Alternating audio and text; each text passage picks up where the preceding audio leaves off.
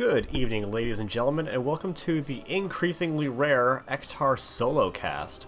Tonight we've got a matchup from B East with Durotan's Couch facing off against Jailbail.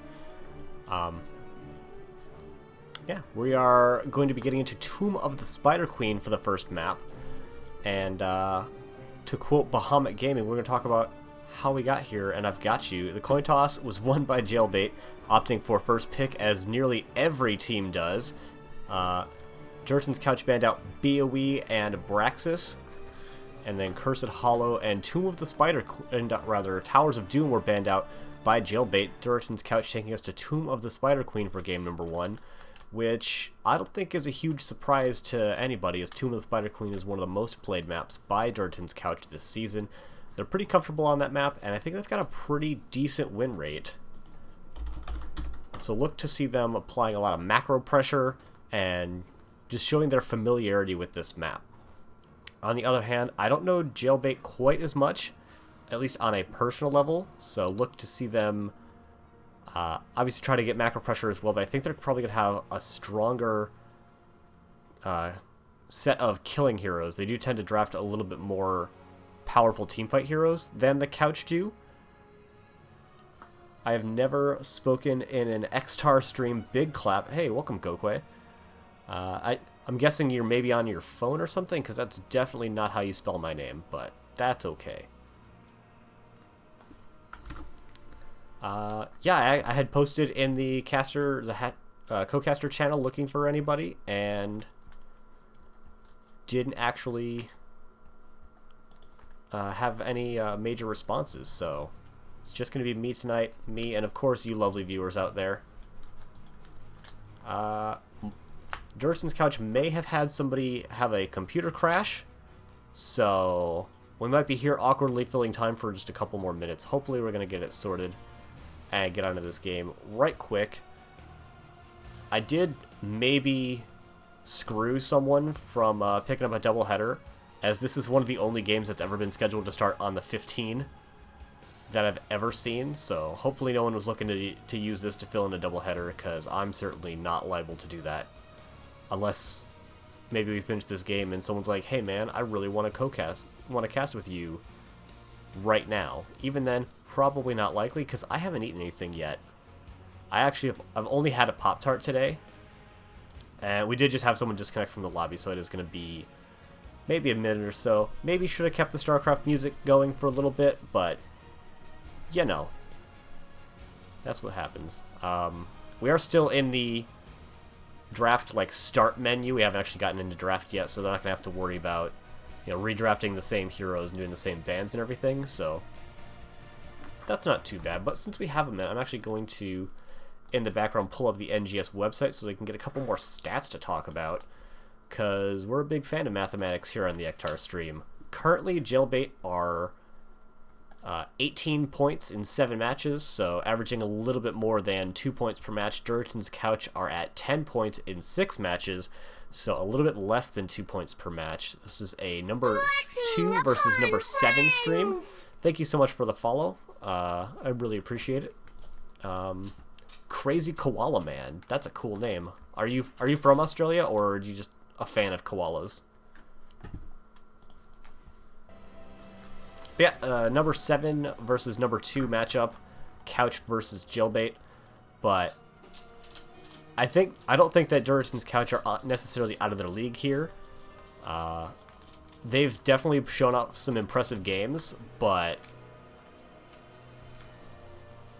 I think that their inconsistency is maybe what pulls them back. Jailbail have been very consistent this season, only dropping a total of 3 games, which is the lowest in their entire division. So Jailbail playing very consistently.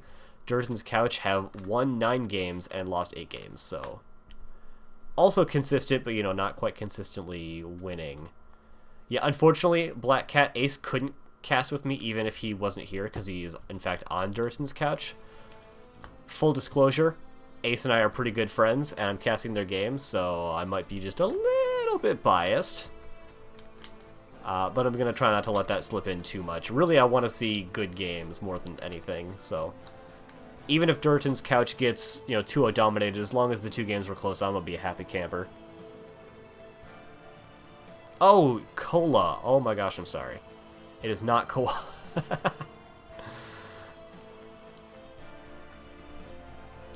I actually have a cola right here. It's going to be joining me on this cast this evening. This is my co-caster. You'll be hearing them from time to time. Now is as good a time as any, since we don't actually have all 10 people in here yet, so...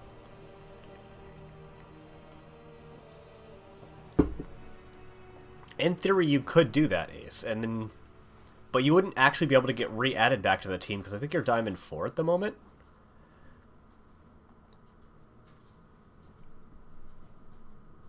So, but, you just, like, drop a couple of games, and then you could get back onto the couch, and that totally wouldn't be suspicious or anything.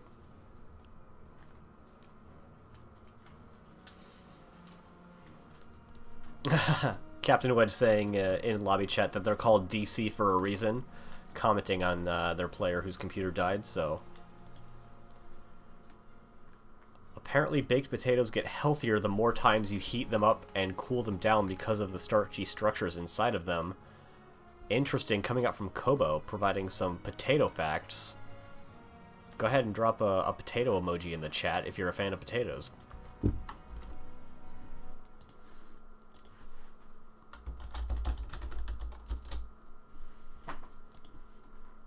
You'll see why I posted that in 30 seconds or so.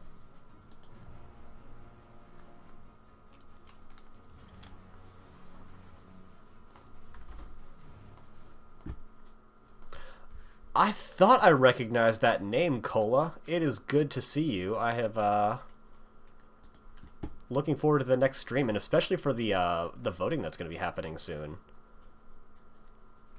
Unfortunately, my gift sub to Ruby has expired within, I think, the last 2 days or so, so I don't actually have access to any of those emotes right now.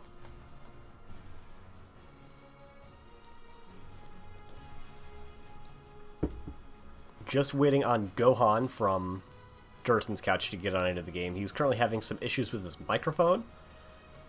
Hopefully we'll get that sorted out nice and quickly.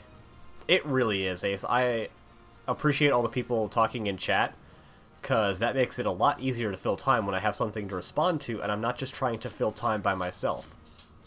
So, thank you everyone for being here. We got 8 viewers right now, which is pretty dang good for as early in the stream as we have right now. And I appreciate every single one of you. I don't have Gohan back in the lobby yet. Hopefully we can get that sorted out. Let's see what else I can see about these teams, just looking at the website real fast. Jailbail have had 4 dominations out of their 7 matches. Have they won all of their matches? They have an 80% win rate overall, but have they won all of their matches? It looks like they have, although one of them was from Run It Down Mid, which have unfortunately withdrawn. But yeah, Durotan's couch looking to take first blood from Jailbail. They have dropped a couple of games, but they've not lost a match yet, so I hope that all of the scouting that the couch was able to do in the last hour or so since I last talked to them is going to spell victory for them today. Or at least, again, a nice close series. Getting pinged in chat. We've got a... Who dat? Hopefully someone will be able to take care of that issue that's going on right now, because obviously I don't have the ability right now. I appreciate that, Cola, but really, I just appreciate you being here and helping to inflate the viewership. Like, gift subs are cool and all, but really, just being active in the chat is way more than I could ask anyone for. Although I suppose that's not technically true because of the occasional person that shows in and tries to sell me view bots. So really I could ask for viewers, but that's not the kind of viewership that we want. We do have Gohan in here. We are finally getting into the draft for game number 1 on Tomb of the Spider Queen. You had plenty of time to look at it, so we're not going to re-explain how it is we got here. But let's see what I have for information about these two teams. They both really like ETC. ETC and Johanna have been, the kind of number 1 and 2 heroes in the entire game for quite a while now in the competitive scene, but for the most part, I see teams leaning a little bit more in favor of Johanna, but not these two teams, as both of them have played significantly more ETC than they've played of Johanna. Actually by more than double. So ETC is very likely going to be first pick or ban material in this series. Leoric getting banned out by Jailbail I think is a really smart ban, as Leo is the most played offlaner for Durotan's couch. And Greymane, one of the most played damage dealers for Jailbail, so really hard target bans coming out from both teams. Nate. Never change. Zool ban is definitely more of a meta ban. Neither of these teams have played a lot of Zool, so that's just a fantastic ban for this map. Zool can get so much value in a map this small that just makes a lot of sense. Although they could have taken Zool, so I guess maybe they didn't want to do that either. Black screen, by the way. Oh no. We are going to go into...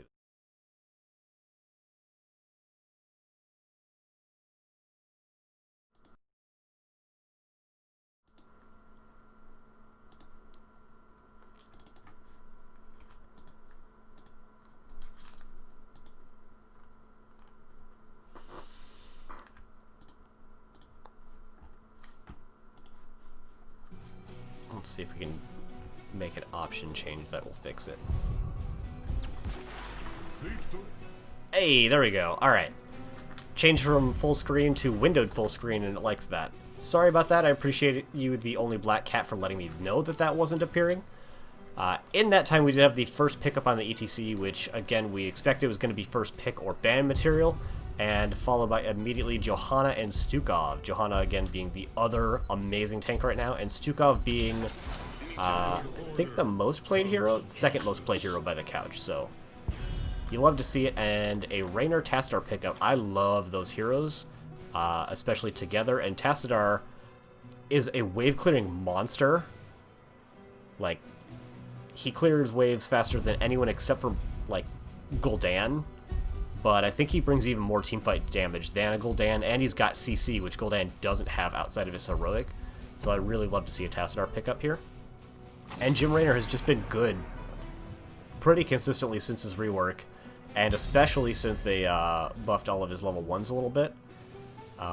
They did just nerf Executioner a little bit, so you might see them pick up Ace in the Hole. They already do have a easy set of slows off of ETC and Tassadar and Raynor himself, but on a map with this much wave clear, maybe you still go Executioner? I don't think so. Urel getting banned out, that is the most played soul laner from the side of Jailbail, and Ace plays a lot of Maiev, and he carries games on Maiev, but it looks like he wasn't necessarily planning on playing that hero here. Look to see him not picking up a hero this round and seeing what he can get away with for the rest of the match. There's definitely a couple of heroes that he could still go into. I know he's a big fan of the Alarak. So they've done this once before, and Ace is a very good Zarya player. Zarya herself isn't fantastic, but Zarya, ever since the Tassadar rework, is really the only hero that can enable a hyper carry like Vala. Assuming that you don't have a really beefy front line, which, you know, Zarya kind of helps with. But generally a really interesting comp coming out right now for the side of Durotan's couch. I would still like to see them pick up a regular solo laner, because Zarya isn't great in that role. But I don't actually remember the kinds of heroes Captain Wedge plays. And on the other side we have Malfurion coming up from DB Smiley and Imperius by the H2O. I love Imperius. He's just really strong right now. He does a ton of damage. His wave clear isn't the best compared to some of the other solo laners, but he still does a lot of damage, brings really great CC as well, so strong pickup coming out from them, and I think he's great on this map just because of how small it is. When Imperius can just rotate up and get a couple of spears, it's really good value for them, and we do have an actual solo laner coming in, so Zarya is going to be in the 4-man, enabling that, that Gokwe damage. So let's see if I can, in the last couple seconds, throw out a poll into chat, see how y'all are feeling about the rest of this match. Go ahead and let me know who you think is in the position to win game number 1. Where is my button for polls? Why are you gone? I don't want to monetize the stream. I want to do a poll. Where is the poll? Manager poll. Add. New poll. Question. Who do you think wins game 1? And we're going to start that poll. It'll be going for 1 minute. Let me know who you think's going to win game number 1. Personally, I like the draft from Jailbail just a little bit more, if for no better reason than that it has a Tassadar, and he's my favorite hero in the game right now. Also, I think their comp is maybe just a little bit easier to pull off. Like, getting the extra value from the Zarya shields makes that comp just a little bit harder for Durotan's Couch, so I tend to always favor the team that has the easier burden of execution, and in this case, I definitely think that that is Jailbail. Wildcard is the one slowing up the loading time on this draft. Wildcard, we're going to need you to go ahead and get a better PC, okay? And speaking of Wildcard, we have them spawning in the blue trunks on the left-hand side with the rest of the Durotan's Couch. Wildcard is playing the Stukov, Ace is playing Zarya, Gokwe is playing Vala, Captain Wedge is playing the Sonya, and back in the Hall of Storms we have Sir Noble playing the Johanna. And on the right-hand side, showing off that Psystorm, we've got Kobo playing Tassadar, Cathan playing ETC, H2O playing Imperius, Frag Stellar playing the Jim Raynor, and DB Smiley playing Malfurion. Checking out the level 1 talents, we have Fetid Touch coming out from Stukov, which I don't see outside of Brawl 2 very often. I know my team's primary healer player, Zemel, likes that talent, but I see a little bit more Low Blow and Reactive Ballista Spores these days. And we've got Zarya going for the Particle Grenade quest on level 1. You'll get a little extra value out of that Q spam and not going into the extra auto attack damage on Field of Heat. On the other side, we've got the Burn the Impure, which is the percent damage for Imperius. It's very strong. ETC is going to Block Party, which I think is a little bit of an interesting pickup because Zarya does tend to take those stacks off very fast, although if Vala ends up going to auto attack, it'll maybe make a little bit more sense. Tassadar going into Q, Malfurion going into the self-Q as well, and finally we have Jim Raynor still going for the slightly nerfed Executioner.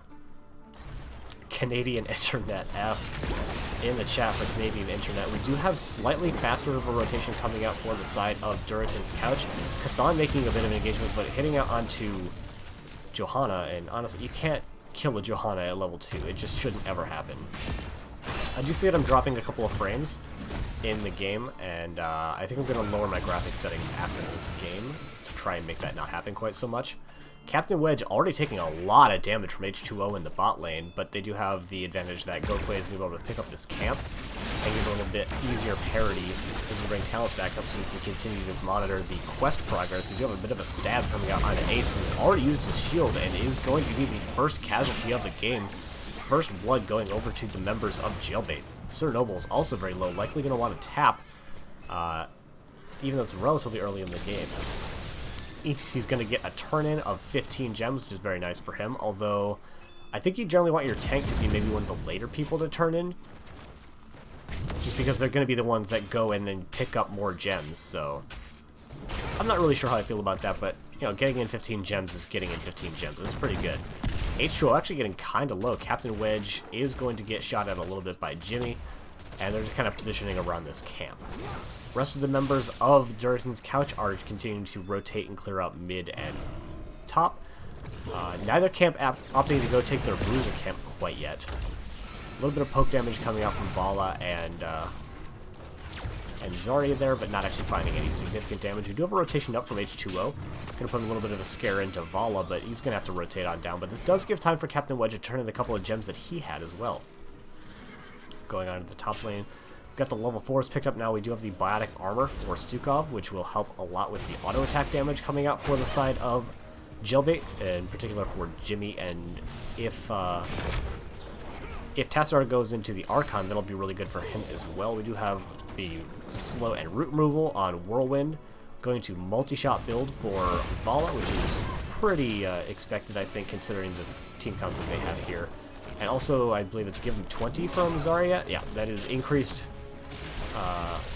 absorption shield for your shield ally every time you collect a regen globe. Please report Zarya. They are the only casualty 3.5 minutes into this game, so definitely feeding. On the side, we do have the electric fence coming out for the Tassadar. I think this is becoming more and more standard as time goes on. We've got Broccoli coming out from DD Smiley, and I think generally pretty standard talents. We did have a bit of a rotation to the bot lane that was able to find a kill out onto Imperius, and now 1 kill to 1 kill, although Wedge is low enough that he's going to have to go full back if he doesn't have tap available, and it does look like he has it. Imperius actually going into the press forward, which I don't see very often in normal matches. You see it from time to time, pretty often in Brawl, because you can keep it stacked up pretty well, but I don't know that they're actually able to get a ton of value on it. Pretty good damage coming into Sir Noble from Kobo, but are able to walk away because they're still, in fact, Johanna. Still have turn-in available for both teams. It looks like either Ace or Sir Noble would be able to be enough for turn-in. Kobo and Cathan, however, are able to get the turn-in if they don't get interrupted. Cathan gets his in, Kobo does not. Kobo, this is turn-in available. It gets interrupted, it looks like by a wildcard just barely, and we have turn-in in the bottom lane from Sir Noble and Gokwe. Level 7's coming in now from both sides. We have Psystorm coming out on 7. I think this is definitely the standard talent these days. It gives you a Psystorm every time that you land a Q after casting a Psystorm. A lot of words I know, but you'll see how it works going into the game. Echo Pedal from ETC I think is a bit interesting just because they've already got so much wave clear already that I don't know that it's necessarily worth it. We do have first Web Weavers now coming down for the blue team. We have a definite focus in the mid lane for clearing for the side of Jailbail, but in the top lane is where the actual push is happening. They're definitely going to get at least this front wall. In the bot lane, we do have a 1-and-1, so Captain Wedge just going to be trying to push in a little bit. Rotates into mid now to pick up on the XP that the rest of their team would have otherwise been missing out on. That is the front wall going down in the top lane. It looks like that is going to be all she wrote for the Web Weavers as they get cleaned up in top, cleaned up in mid, and there's no one really pushing with this. It will get most of the wall in the bot lane, so a reasonably successful first turn-in coming out for the side of Durotan's Couch. Got a bit of a fight going on here, but looks like now their team is in a great position to try and get kills. Jimmy gets a little bit low, but one of those Qs from DD Smile is going to keep him nice and healthy. Captain Wedge stepping a little bit too far and getting that 20 armor cut, which, if you have not been paying attention to the patch notes, first off, read the patch notes, but secondly, they actually reduced the amount of armor cut from towers and from forts from a maximum of 40 armor cut to a maximum of 20, so they're a lot less threatening than they were just a couple of days ago. We do still have turn-in available for the side of Jailbail, and they're looking to try to get that in. Wedge is interrupting in the bot lane, and there's a huge interrupt effort coming out in the top lane. And it looks like H2O will get that turn-in unless Wildcard is able to stop it, and he is just barely. Wedge, however, is very low. It will probably be his death if he tries to go in and make that interrupt happen. Imperius and Sonya fighting out. Definitely an advantage for Imperius there, as Captain Wedge is going to get killed, and the red Web Weavers get turned in as well, so giving up that life really for no particularly good value there. Cathan takes just a little bit of damage but is able to slide away because there's not enough follow-up CC with the level 10s that they had at the time. Level 10s getting picked up now. We have the Blessed Shield, Leap, very spicy. Got Massive Shove, Rain of Vengeance, and I think that is Expulse and not Grab. Yep. And 10s for their C. Speaking of the Expulse, was used to try and secure a kill out into Jim Raynor, but not quite able to find it in time. We already had the Hyperion going out. We've also got Black Hole, Tranquility, Mosh Pit, and the Angelic Armament, so for the most part pretty standard. I think Black Hole is the least standard pickup here for the side of Jailbail, but on a map that's this choked off, it can still get a lot of value. Vape Nation feels good, man. I know you sent that a while ago, but I didn't actually stop to read it until just now. Top Web Weaver getting a lot of value at this point. Wildcard does get slowed by the Electric Defense. It looks like they shouldn't get the entirety of the top fort because they've got this Web Weaver, the Minuid coming in now, but with this much pressure, they might actually still get this fort. Captain Wedge comes in and get a huge stun on their opponents. There was not an attempt at a mosh pit, so that is still available. The Black Hole is going to get a lot of value. DD Smiley goes along with it just to try and get out, but he is going to be the first to fall here. Mosh pit does come up, and it does get interrupted by the Massive Shove. Kobo putting a lot of damage to Gokwe, gets away with 69 health. Nice. The shield ally coming out, and that is going to be H2O going down as well. 2-for-0 kills in favor of Durotan's Couch. And the rest of their members are so low, or rather the rest of the members of Jailbail are so low, they have to pull back. And a boss call gets made. This is a little on the aggressive side, especially because Johanna had to go all the way to mid lane to tap, but It looks like Jailbait have probably identified that this is happening, but aren't in a position to do enough about it. Instead, just opting to clear mid and bot, try to get a little bit of an XP lead, and maybe get some gems back. They're only 2 away from a turn-in, but they don't have 2 particularly close by to get that turn-in. We do have the members of Durotan's Couch looking for their own turn-ins. Stukov did go back to try and clear some of the minions there, but that is going to mean that Sonya's got no healing and is going to be the first to fall, followed immediately by ETC. There is still the boss pushing in the top lane. This fight is going in favor of Jailbait, but they have not started to answer that boss, which is still very healthy and certainly gets that keep. Or fort, rather. We have Sir Noble and Gokwe looking to try and get a turn-in. They still need Ace as well, and H2O can probably interrupt for a decent amount of time. Kobo comes in here, is going to drop the electric fence, which will interrupt. Wildcard actually doesn't get the interrupt in time. They get all their gems turned in just barely before that interrupt comes out. Top lane is pushed out only to mid. They aren't going to have a huge wave to push within really any of the lanes, and it looks like Jailbait are sharking around trying to find an engagement before the Web Weavers come down, or when they can get a hero or two picked away from the rest of the team. H2O hiding in this bush, Cthon looking to make something happen, but not seeing the members of Durotan's Couch. They're instead just going to put damage into the Web Weaver. H2O is still sharking around here trying to make something happen, but it looks like he's not going to find anything and is just going to maybe rotate onto the bottom lane safely. We did have Sonya in the top lane, so top Web Weaver's pushing out pretty decently. And look to see where Durotan's Couch are going to go when this mid Web Weaver falls. They are rotating onto the top. That is the high-risk, high-reward kind of play, because they can start putting some damage into this top keep, but it potentially gives Jailbait the opportunity to flank in behind them. Checking out the bottom lane, they are not going to save that bottom fort, so 2 forts to 1 now in favor of Durotan's Couch going down. We did have a leap coming out onto Jim Raynor. The cleanse came out from DB Smiley to try and get him out of there. ETC finds himself in a very awkward spot. He's going to get shielded and Rain of Vengeance unto death. And that is maybe top keep going down since they don't have their main tank here to try and make this engagement happen. We do have the Black Hole coming out, which is just kind of a get away from us tool, but that is not going to save the keep. First keep of the game is going to fall for Jailbait. Are they going to be able to find any damage as they try to escape? Sir Noble gets brought down very low and is going to fall, so a 1-for-1 eventually. Captain Wedge does go down and pick up the gems, but Gokwe is very low. Wildcard pretty low as well. That shove may have gotten Imperius out of there, but it may spell his own death if there's enough CC. And there's the CC that they needed. That is going to be Wildcard falling. A really unfortunate stagger coming out from them, and that is their opponents having a turn-in available, having the ability to clean out these lanes and try to get some parity in this game. We've got the Bruiser Camp getting picked up by Durotan's Couch. Jailbait do get the turn-in. And importantly, they're pushing top lane out so they can get some counter damage done here.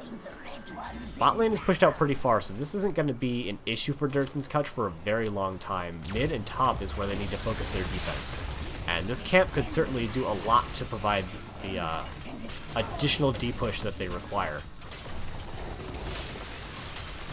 Web Weaver's coming down now. Mid lane is where they decided they want to try and make their first fight. Wildcard is just getting back now. 6 teams are coming online relatively soon for Jailbait. A little bit further away for Durotan's Couch. A lot of damage coming out from Kobo there. Gokwe hitting the getting hit by the Web Weaver is already down below half hit points. He could get killed relatively easily. And these forts don't provide anywhere near as much of a defender's advantage as they did even just a few days ago. Mid Web Weaver is going to go down shortly, but the fort is going to go down even faster as both teams rotate onto the top lane, and this is the focus of the next major team fight that's going to happen. 6 teams are relatively close now for both teams. Still slight advantage going over in favor of Jailbait. Johanna is in a bit of an awkward spot. The wall comes out, stops her from walking back in. That is going to be the Web Weaver going down, not finding very much in the top lane, only the front wall of the top keep, and bot Web Weaver is going to get cleaned out by Wedge.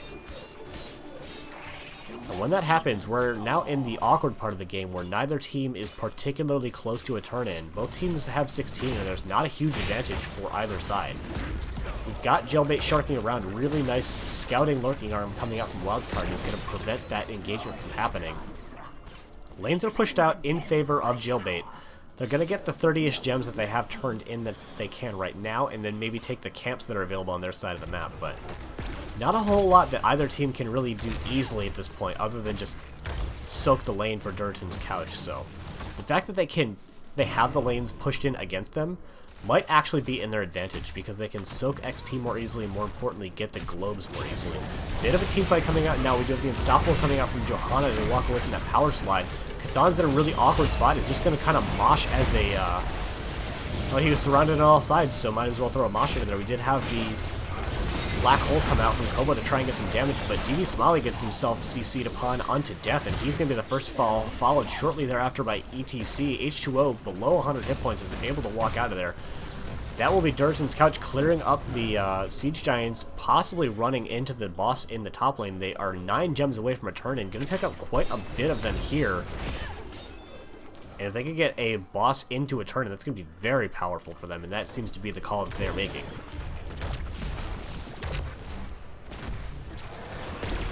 And Jailbail making the smart call and not contesting on this boss. I know it's a throw pit, but down 2 heroes is enough that they should never actually win this team fight. And they're making the smart decision of just taking their own Bruiser camp so they can get something on the map to help them in this ensuing defense that they're going to have. Boss and turn-in could be very scary. That is 2 win conditions pushing through the top lane. So it's possible that Durotan's Couch try to end here. I think it's a little bit of an aggressive play, but you know, I think that they can manage it. Blue Web Weaver's coming down. Boss is going through the top lane. I never did actually check to see the results of the poll. We're going to check that just now, and it was... Ooh, a lot of damage coming into Sir Noble. It was 100% win rate, or rather vote rate, in favor of Durotan's Couch. All 5 of you want the Couch to take it home here, and they're doing a mighty fine job of it right now, as they're pushing in with Boss and Web Weaver through the top lane. Bot and mid aren't going to get a whole lot of value, so they're kind of putting a lot of eggs in this core basket. Nice power slide coming up from the ETC. Follow-on from DB Smiley is going to find Captain Wedge in a really rough spot. Does have to use the leap as a disengage. Gets caught in the black hole. Still not going down quite yet. Even with the angelic armaments not going down, and that is a full disengage and retreat coming out for Durotan's Couch. That was a mosh pit that came out and got immediately interrupted. Wildcard is the first to fall, and it looks like they're going to continue to try and chase it down. Sir Noble and Ace both getting caught with that force wall.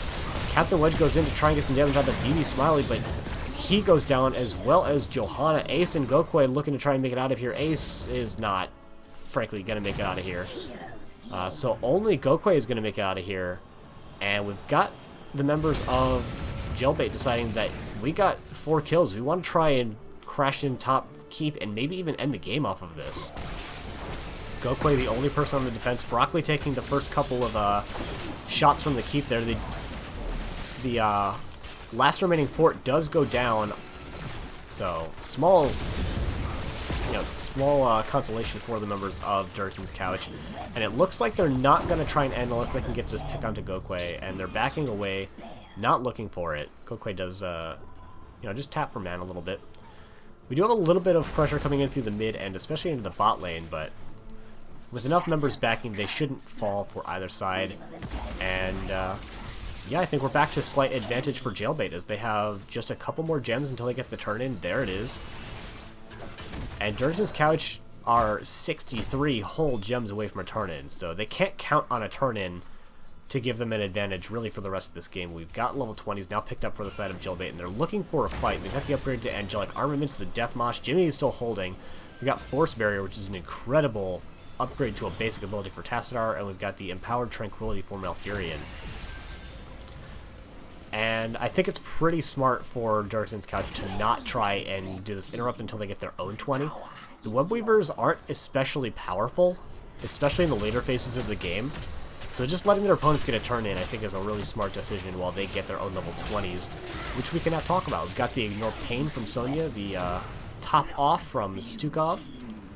We've got Blinded by the Light for Johanna. We've got Far Flight Quiver, and we've got not quite as good of a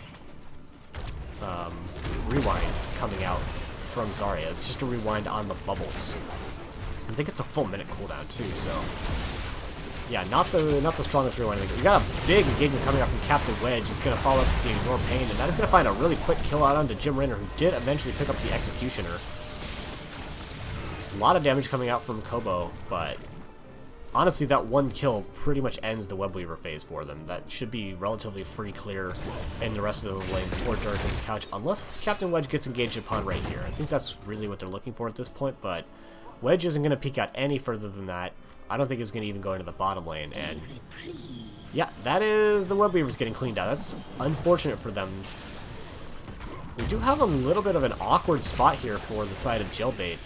They're trying to mount up and get out of here, but they're trying to get this chase down onto Cthon, who isn't able to get mounted quite yet. Sir Noble doesn't have the Radiating Faith, so can't hit the whole team with less shield. And now we're at the really awkward part of the game.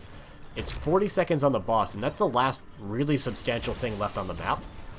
Sure, there's this Bruiser Camp, but I mean, 20 minutes in the game, Bruiser Camp doesn't do that much.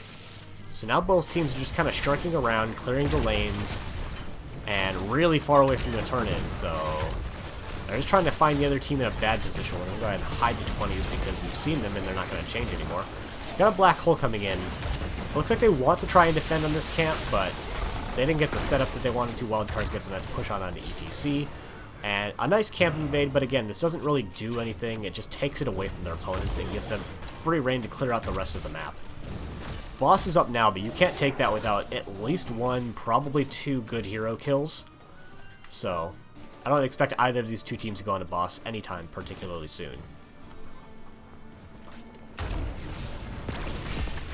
We've got 4 people in the top lane, and this has been identified by Jailbail as they're just running at their opponents trying to find an engagement here. Ace gets stabbed upon by Imperius.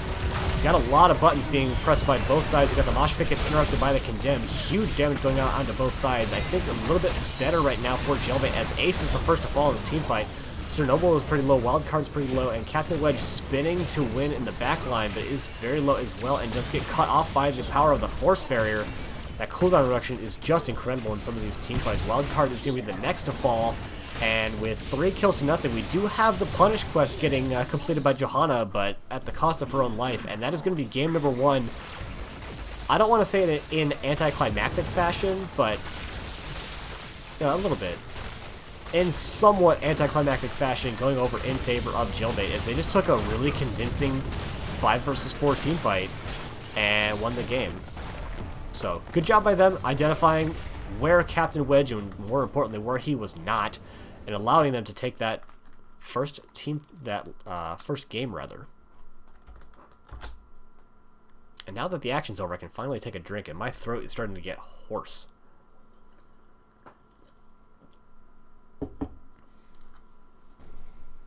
Alrighty.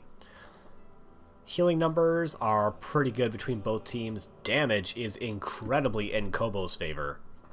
Not quite doubling what Gokwe is putting out, but when you're talking in degrees of not quite doubling, you're probably doing quite a bit more. Siege damage as well. Definitely the numbers MVP going in favor of Kobo. However, I think you might have to give it to Imperius, just because his crowd control in so many of these engagements. Just being able to start a fight with the big pokey stick of doom is really powerful and works very well in Jailbail's favor.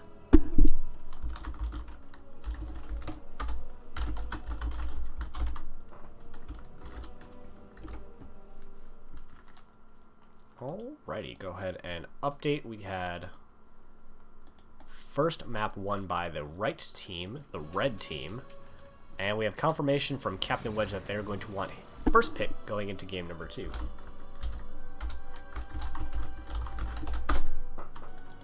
Not a terrible surprise. First pick has really been kind of everyone's choice these days, so not a big surprise to see that get picked here. I'm actually going to go ahead and close the stream manager, so I won't be able to see follows or notifications. I'll still get the Streamlabs notifications, but having the background stream running while running the stream and having the game open, a little bit too much for my ISP to take at the moment, so I'm gonna go ahead and close that down. See if that gives us any better performance issues going forward.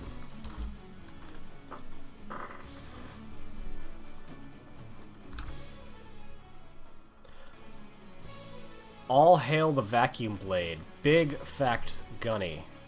Imperius, his Q's a little ridiculous sometimes. Definitely got a lot of value in that game number 1. But I will say, although the team that I am biased towards did lose the first game, they did very well in that first game. They were winning right up until they lost, in my opinion. It was pretty close. They got a little bit more damage done. They had one more keep down than their opponents and I think a fort remaining still. And then they all died and the game ended, which that's kind of the unfortunate reality of Heroes of the Storm. If you have 4 heroes die after the 20-minute mark, you're probably losing the game. So, yeah, Durotan's Couch, just don't have 4 heroes die after the 20-minute mark, and maybe you'll win Game 2 and bring us to a Game 3. Because let's be honest, everybody wants a Game 3. Let's be honest.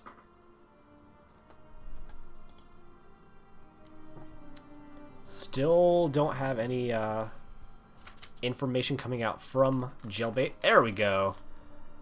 We have ourselves a map pick, and I'm going to go ahead and make that.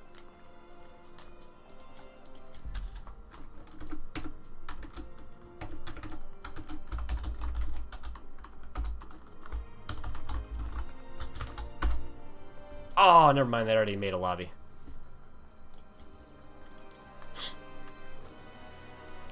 Leave game.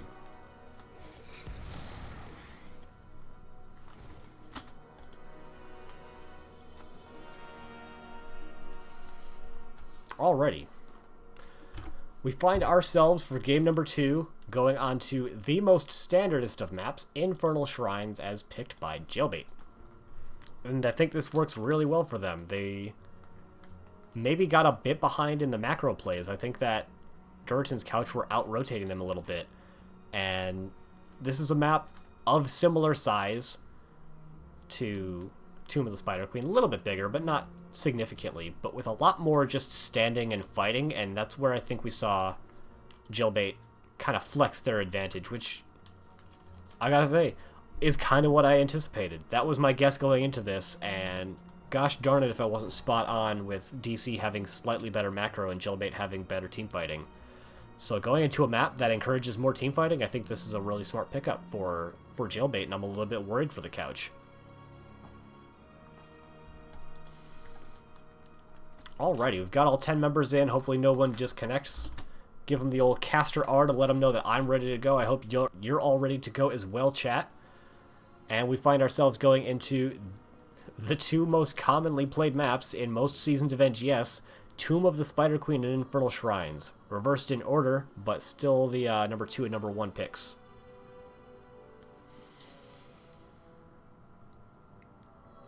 Gosh, I thought that they were going to get more R's and we're going to start getting into this draft just a little bit quicker, so I'll bring the enthusiasm down just a little bit as we wait for a couple more R's from the other captains. So how's everyone going tonight? How'd game number 1 treat y'all? I had a lot of fun. It was formerly my favorite map before the original set of tower changes came in and made the spider minion just feel super weak. But yeah, Infernal Shrines is definitely still very up there on my enjoyment levels. I haven't played enough after the most recent set of tower changes to know exactly how I feel, because it was just so punishing to try and push in with objectives in the previous patch. So having the armor cut being reduced to 20, probably going to swing a little bit more into my favor of this map and the previous one, just because you can do more without dying. Like, you're playing Tassadar and you accidentally hit an enemy hero with Psystorm, and the frickin' forts and keeps are like, you what, mate? And then you just die. It's real sad.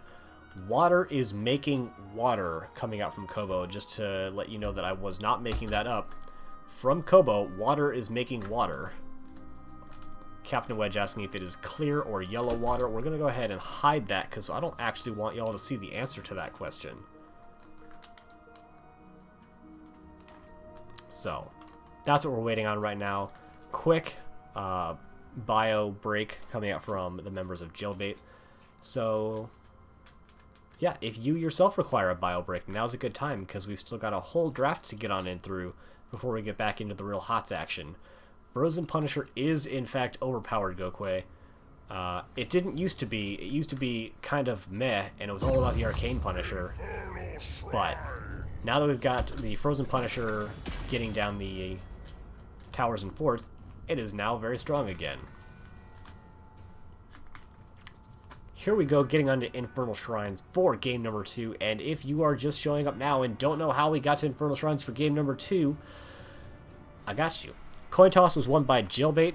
They opted for first hero pick, as everyone chooses to do these days. Durotan's Couch banned out Battlefield of Eternity and Brax's Holdout. Jailbail banned out Cursed Hollow and Towers of Doom. Durotan's Couch took us to Tomb of the Spider Queen, a map which they lost, and then opted for first hero pick, and Jailbail have taken us to Infernal Shrines. And now you know how we got here. We've got the Sylvanas ban coming out as a strong ban for this map, and the ETC ban as well. That is a target ban against Durotan's Couch, but it's also a meta ban. You love to see when something is both a meta ban and a target ban. Coming out next, I would expect to see maybe a Greymane or maybe a Rhaegar ban. We got a Zool ban. What do I know? Zool is good on this map for the same reasons he's good on the other map, but was banned out by the other team before, so who knows. From Jailbail, I would expect, I don't know. Again, maybe a Greymane ban. He's very good. Both teams like to play him. Johanna ban. We are getting both of the tanks on out of here. I'm actually really enjoying games like this recently. I've seen it a couple of times. This actually happened in the match that I played earlier this week, where both teams just like started banning out all the tanks, and you know, the teams just kind of agreed, all right, let's get weird with the tanks. We're gonna end up with like Blaze Mal'Ganis, and I think this is maybe a smart pickup with the Gul'dan. Not for the Gul'dan necessarily, but both teams are like, you know what, the S tier tanks are off the table, so we don't feel the need to necessarily pick up a tank in our first pick. I think it's maybe a bit odd that they go into Gul'dan, but ooh, Rhaegar and Leo. I love to see Rhaegar, and DB Smiley has played Rhaegar quite a bit this season and has played Bloodlust in 2/3 of those games, so big fan. Hoping we can see some Bloodlust here. I don't know that Leo is the best offlaner to go into a Bloodlust comp, but you know what? If you can Bloodlust with an Entomb, that sounds pretty darn good to me. Let's fly. My friend told me you pronounced my name correctly while I was AFK. You're a mad... I've asked you how to pronounce your name before. Because I was casting you a while ago, and someone informed me that I was saying it incorrectly, so I asked how to say it, and I've been saying it right ever since. I believe, anyway. We've got the Falstad and Blaze pickup. Blaze is, in my opinion, a pretty, like, A-tier tank. He's obviously no ETC Johanna, but he's very good. And Falstad, I think, is a really weird pickup. Not only did they already have, you know, kind of that bursty mage damage with Gul'dan, but it's Infernal Shrines. It's not so big that you get a lot of global value. You can still get decent value splitting if you win an objective, but you can't, like, split soak during an objective for a long time, so I'm not too sure about that pickup, honestly. Garrosh getting banned out. He's another pretty good tank, and I always love to see a tank choke, because then you get to start seeing the weirder tanks. And my guess is that Jailbail are going to pick up Mal'Ganis. He's the only non-ETC Johanna tank that they've played this season, so history says Mal'Ganis, but honestly, there's so many decent tanks left. But hey, look, it's Mal'Ganis. And the Greymanes, so I'm increasingly convinced that they're going to be going into Bloodlust, as long as they pick up, like, even a half-decent Bloodlust target for...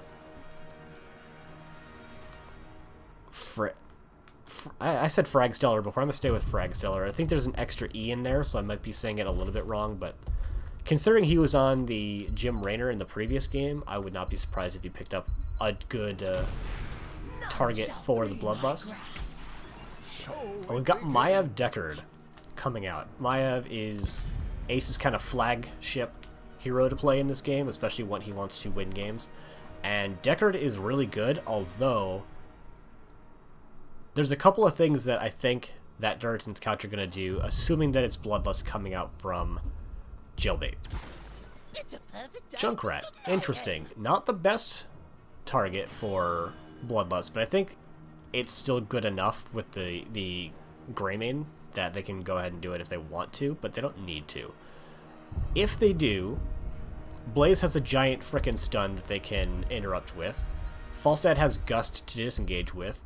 Gul'dan can horrify the engage, and Deckard can put them to sleep. So they have a lot of potential ways to disengage from a Bloodlust engage, but they need to not do all of them at the same time.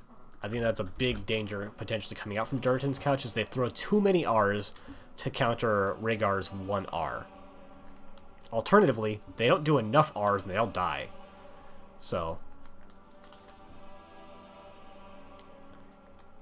again, I would love to see Durotan's couch take the W here, if for no other reason than we can get a game number 3, but I think just in terms of which team has the superior team composition, I've got to give it to Jailbail. I think their ability to kill the opposing team is just a little bit better than their, well, opposing team.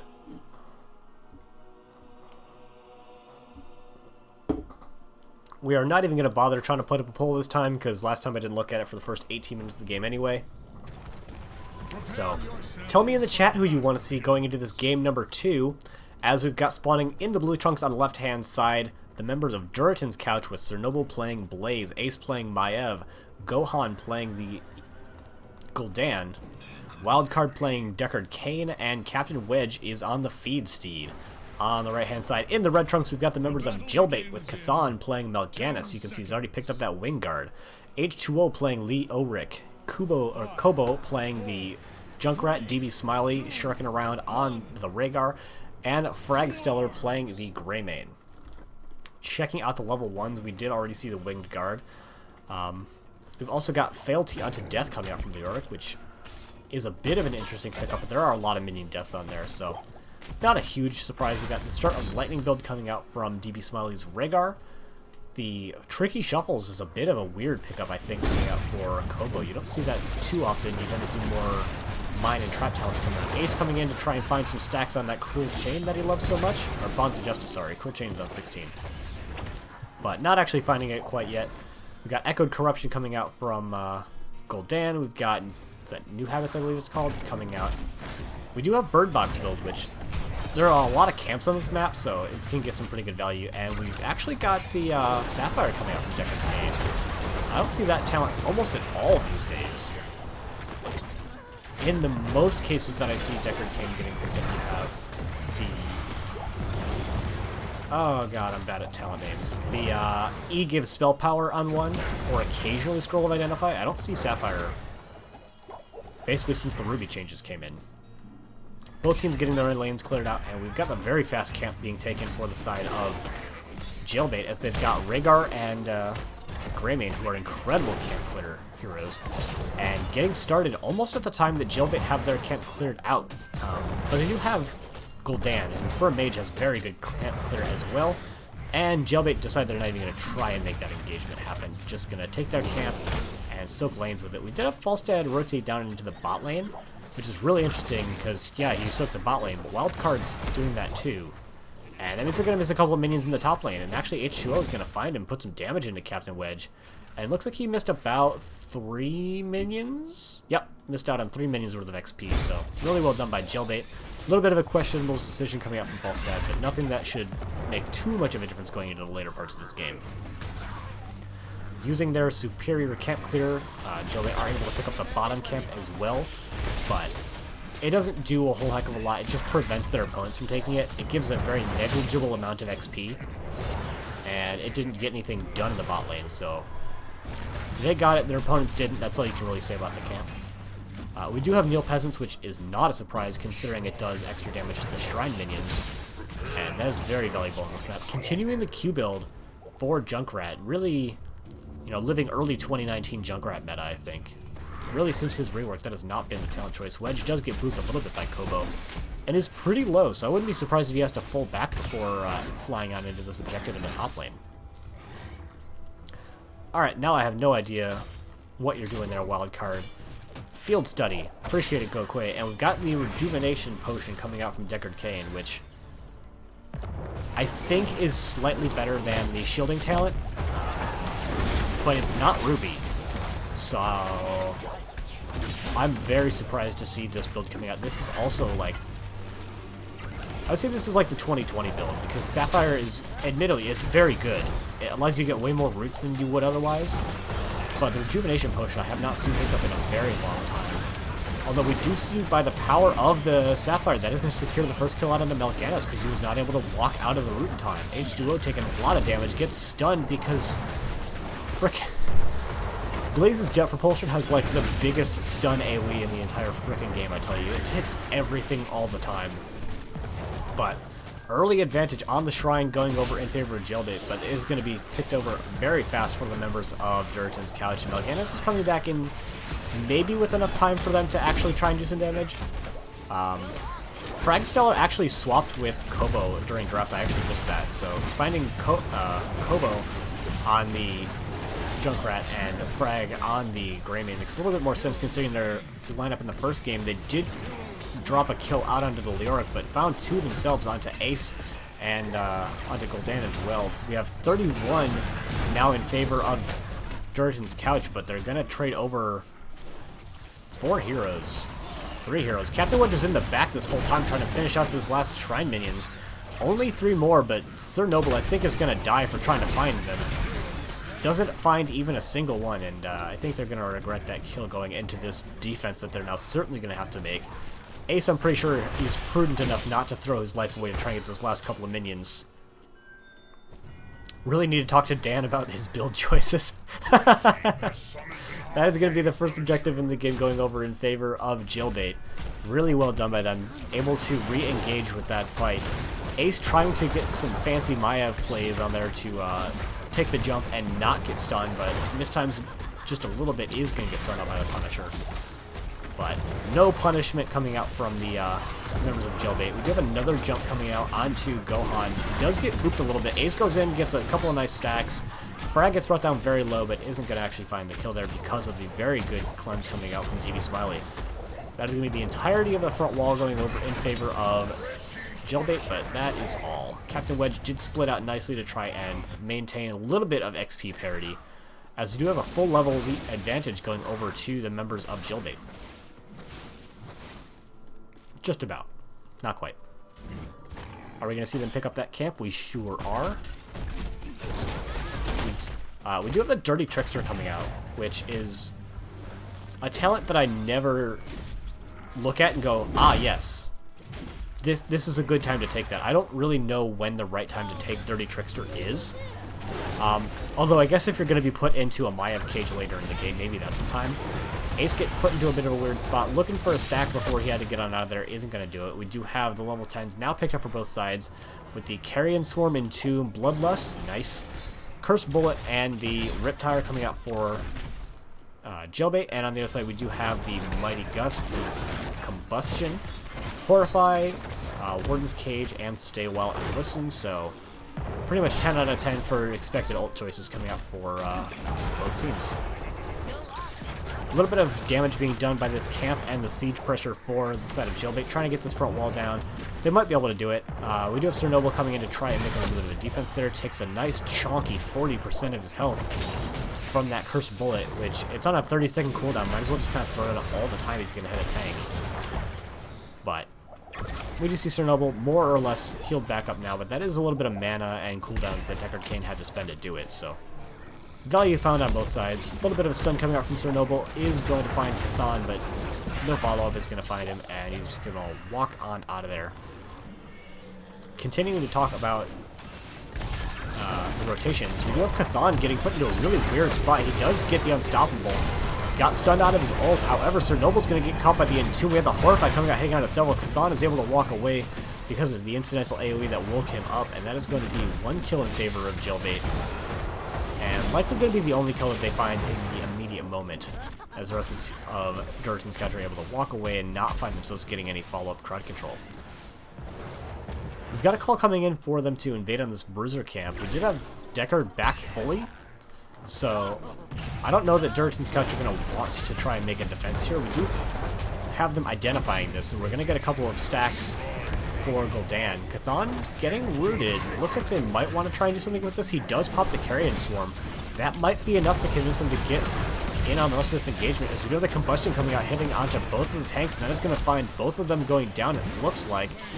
We do have Captain Wedge looking for a Mighty Gust. He finds it onto DB Smiley, who is certainly going to go down now. So 3 for nothing, and a camp being picked up here for the members of Durotan's couch. Really well done, as this objective is spawning right now. And that is going to be a lot of time for Durotan's couch to get Shrine Monkeys that really their opponents shouldn't be able to contest with. Captain Wedge making the smart play, go up into the top lane, get level 13, continue piling advantages on. But now that they've got that 13, I'd like to see him fly down and just helping to clear this, the shrine up. They don't have great shrine clear. Gul'dan is pretty good, but not great. Captain Wedge finding H2O, soaking in the mid lane. Is going to tap. It's a little bit preemptive, but better to have the health and not need it than need it and not have it. We do got the Mega Potions coming out. This is the first talent choice that I really love coming up from Deckard Cain, other than the ultimates, but, you know, level 7 is mostly personal preference. We do have the engagement coming up from Mal'Ganis onto Chernobyl, who gets chunked out pretty hard by that Cursed Bullet, but is able to walk away, and that Mega Potion is going to get him basically healed full. Falstad rotates out so he can get the mid, and then probably fly up into the top lane as well if he's got it off cooldown. Jump coming out onto Chthon there, does barely get it over the wall, and it's a Frozen Punisher, so we're going to see a lot of pushing coming in here for the members of Durotan's couch. We're going to go ahead and hide talents. As we got an engage coming out on the Mal'Ganis, the Unstoppable comes out. However, it comes out at a time where he's not able to walk away. We had the attempted runaway with the Bloodlust. It's always a shame when Bloodlust has to be used to get out instead of getting in, and that is going to be the fort falling. Still half health and very little in the way of defense coming out here, so this is a scary push now for Jailbail to try and have to deal with. There are still 4 people pushing. We do have Falstad in the top lane trying to get some XP. They tried to find some damage out onto Kobo. They're going to get this front wall, and I think that's probably all they're going to find, as the rest of Jailbail are going to start coming up now. But I'd like to see them do one more thing against their opponents. I'd like to see them take this camp, because they have enough vision to know if their opponents are coming in. And it looks like they are immediately coming in. Deckard Cain trying to get a dismount on here, and stops Chthon from coming in. We did have a boot coming in, actually finding out into Chernobyl, and he is likely going to go down, put him into a really rough spot here. And doesn't have jet propulsion available. He pops the Unstoppable from New Habits, trying to walk away. He's stalling out his own death for a very long time, actually finding a kill out onto Greymane. Chernobyl is not dead yet, you madman. That is some very fancy footwork and some impressive healing coming out from Wildcard in that last teamfight to keep him alive. H2O in a bit of a rough spot. I think he's already got his Spooky Walk down. Ace is able to blink in and finds that kill as well. Really well played by the members of Durotan's couch, able to turn that very poor start of a fight into a terrific end. Looking for some damage into Chthon here. Ace is going to find the chain, it looks like. He gets it onto him and is going to do some damage into Chthon. He doesn't have his ult available. Stay a while comes out, but gets immediately interrupted by the burning oil from Blaze. So a bit of a whiffed ult coming out there, but it shouldn't be that consequential. Should be back up by the time that they're really going to want to use it going into the future. Huge wave in the top lane. We have Maya rotating up there now, because this is going to get him like half a level in just this mini wave alone. And honestly, there's not enough left on the rest of the map for them to want to try and do anything, although Captain Wedge, you got to get out of there, man. Alright, nicely done. So at this point, Jailbail really on the back foot. Sort of. They're behind in levels, but they're actually not far down in map pressure. There's only the one fort that went down in this whole game, so it's not like we have a big set of catapults building up here. We've got Ace coming in there, finding a full combo on a Defrag and on a Chthon. Chthon gets Mighty Gusted backwards. A lot of ults getting pressed from both sides, not finding any permanent damage yet, and it's pretty fortunate coming out for Jailbail, although they did find the damage into Frag still out of the Warden's Cage comes up, and he's still able to get on out of there. Really well done. taking a 4 versus 5 and surviving to talk about it are Jailbait, so really well done by them. They've got a couple more ults available. The Stay a While is up now, Curse Bullet's up, Carry and Swarm and Entomb as well. So, and they've also got the 16s online, so it's going to be a little bit, I think, before Durotan's Couch are going to be able to take an even team fight, just because they're down so many heroics. Yeah, you generally don't want to put Blaze into your team. He's kind of one of the ones you'd rather keep out, because if you can get him into your team before he uses jet propulsion, that's a great place for a Blaze to be. Still about 20 seconds off from most of the ults for Durotan's Couch. That's why you see Captain Wedge just in the mid lane soaking. They're getting a little bit of XP. They might get a level 19 bit of scaling, but not a whole lot going to be able to be done off of that. We do have a good Entomb coming out into Gohan, but literally no follow-up whatsoever, so huge whiff coming out there, unfortunately, for H2O. He's going to lose about half of his hit points before he's able to get out with the Spooky Walk. And we got a big stun coming out from Sir Noble. He's going to hit on onto 3. We got Chthon popping the ult to get on out of there, but a huge Horrify is going to secure a kill out onto Junkrat, as well as onto Greymane, who wasn't quite able to get behind his own wall. Chthon is going to be the next to fall, and that is a really convincing 3-for-0 team fight going over in favor of Durotan's Couch. That is going to be this objective, and probably a lot more than that besides. We do see them putting in damage now into this top wall so they can find their opponent's keep. Captain Wedge does come on in here and finds that their opponents are on this Bruiser camp. The rest of the Couch are rotating in to try and make a team fight on this Bruiser camp, and there's not a whole lot that the members of Jailbait are able to do about it. They get the camp down about halfway before having to just say, "Here, Master, here is your camp. I'm sorry for trying to take it away from you." Alright, still only 17 Shrine Minions coming out for the members of Durotan's Couch. I'd love to see them rip this as fast as they can, because they're going to have a huge timing window with level 20 and this objective coming in. Only actually keeping Falstad on it, I think that might be a bit of a mistake. Falstad's wave minion clear isn't particularly great. We do have the 20s coming in now. We're going to check those out. We do have the Wind Tunnel. Very fast pickup. We've got Haunt. I don't know any of Mayav's level 20s. We've got the Bottomless Flasks. And still holding from Blaze. Blue team has summoned a Mortar Punisher. I feel Wedge just wanted to be included, which is why he gusted. I mean, everybody wants to be included. I do not like this play coming out from Wedge. They should definitely be 5-person pushing right now with this objective.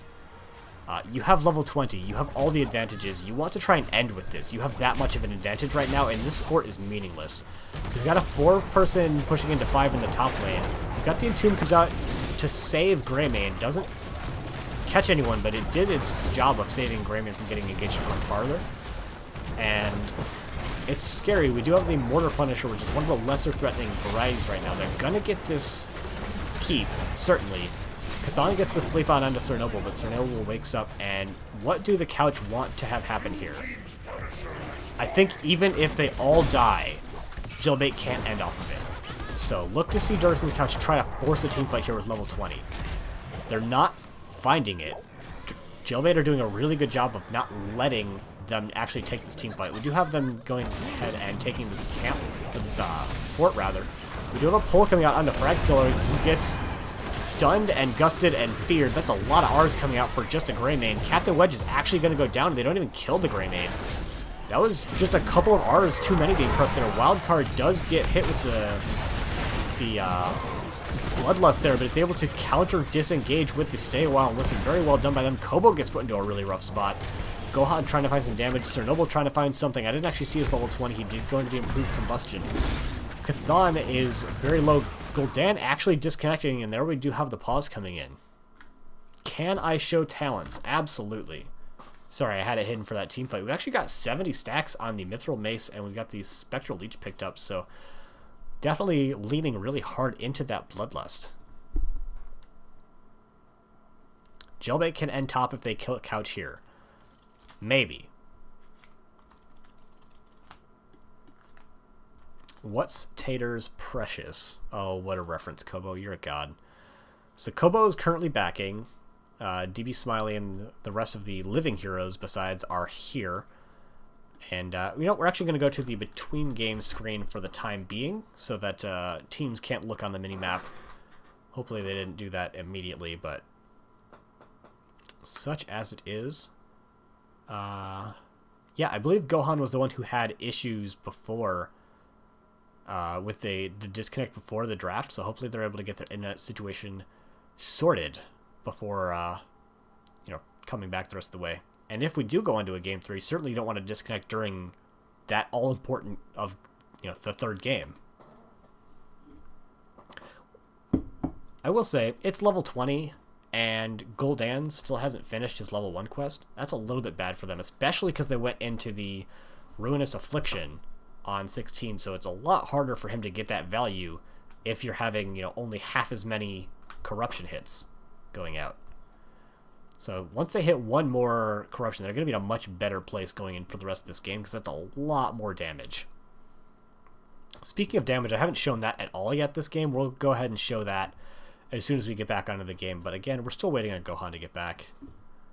And in the interim, you have to look at me instead of gameplay so that the enemy teams can't look at their opponents on the minimap. Sorry. So, how's everybody doing tonight? Definitely just filling time now. We did have the continuation of Bird Box build coming out from the Falstad, which is very the standard setup for him. Another interesting talent choice that I didn't talk about previously was Safety in Numbers, which is the Deckard Cain 16, where if he and 3 allied heroes are all close to each other, he gets improved armor and cooldown reduction. But that's a lot of heroes to have in a relatively small area. It happens from time to time, but it's just a little bit harder to make consistent than some of the other level 16s you can pick up. I remember back in Season 4, my tank DC'd in a 40-minute game of D-Shire. You hate to see late-game DCs. I've actually seen Durotan's couch have a disconnect before. I believe it was maybe even on Gohan, where on Infernal Shrines, they had intentionally drafted the Lost Vikings. That was played by Captain Wedge, and he was doing some really interesting things. Like, he was having flank engages with the Lost Vikings by bringing them in for a 3-person TLV fight, getting the stun engages or the slow engages early in the game with Olaf, and then in the late game, their Gul'dan disconnected for the whole 10 minutes. And they continued the game out with a bot Gul'dan and won. It was one of the craziest games I've ever seen. And I really hope we don't have to see a repeat performance of that here. Also, I didn't look to see how long we've been going. Hopefully somebody else had, because I've not been timing the time of this pause here.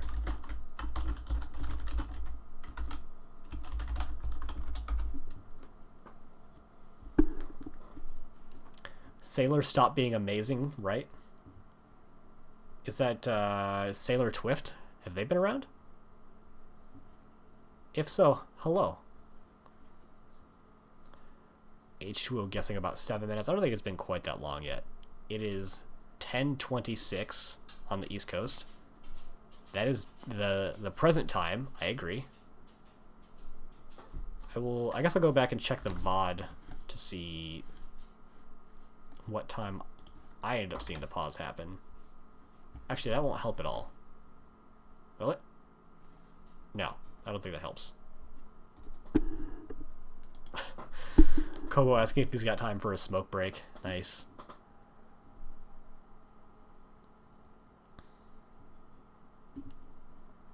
Alright, Gohan is back in the game with a 5,000 ping, which, is a bit above average for Canadian internet. Sailor is Black Cat. Oh, awesome. It's, obviously I did not recognize that, because I didn't know that the two names were so far apart. Tell Trudeau you want better internets. Gohan rebutting that he's in the States. So, can't even blame Canadian internet today.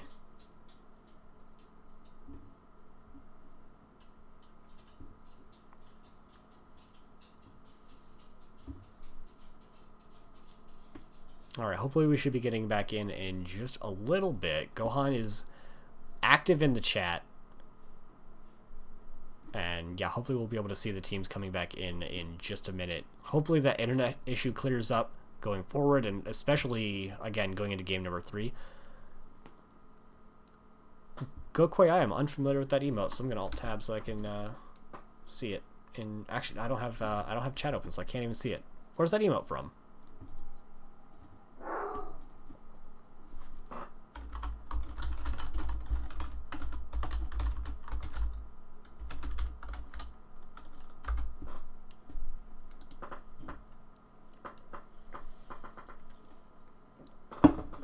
So I ended up not actually changing my graphical settings. I just closed the stream manager that was open in the background, and we've been having a lot better frame issues this time, so just gonna have to continue to be extremely reliant on my phone for all chat interactions and stuff. But I mean, that's the way I've been doing it for like 3 seasons now, so it's not that bad. It doesn't give me the fastest updates. So if people have been like redeeming their absolutely nothings and stuff, I haven't been seeing it, unfortunately, but that's okay. It's an emote from a Fishy's channel. A Fishy is kind of a funny guy. I distinctly remember a conversation with Ace about Tracer, wherein he was surprised during an NGS match to find out that Tracer's recall had been recently changed during Tracer's mini rework, which is a little bit funny because I've always known a Fishy as kind of like a pseudo Tracer one-trick, but I guess he just hadn't played her since the rework until that actual match, which I found to be pretty funny. Absolutely, Gokwe. Like, DB Smiley's been really on point with these cleanses. He stopped a couple of people from dying. It's genuinely impressive.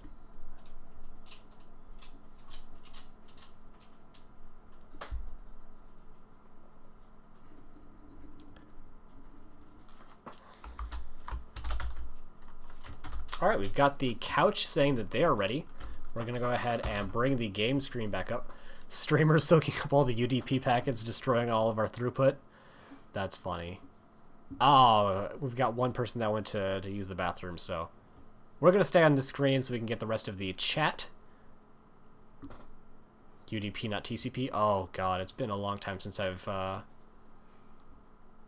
about the fucking TCP structure. Alright, we've got readies coming out from both sides. So 3, 2, 1. Pause on pause. Alright, we've been looking at the level 20s for a little bit now. So we're going to look at the damages. We've got actually quite a bit more damage coming out from the Junkrat than anybody else. Blaze doing the most hero damage on their team, so I don't know. What are you doing there, Captain Wedge? Not quite holding up your end here. I'll say let's go on. Captain Wedge is the Falstad. But then again, Falstad, what are you doing? Why are you getting beat out by a Blaze for, huh? Level 20s are going to be inbound relatively soon for Jailbail, and I think that, and this is an obvious statement, but not dying there was very good for Jailbail, because they go into level 20s with not that bad of a game state to be in.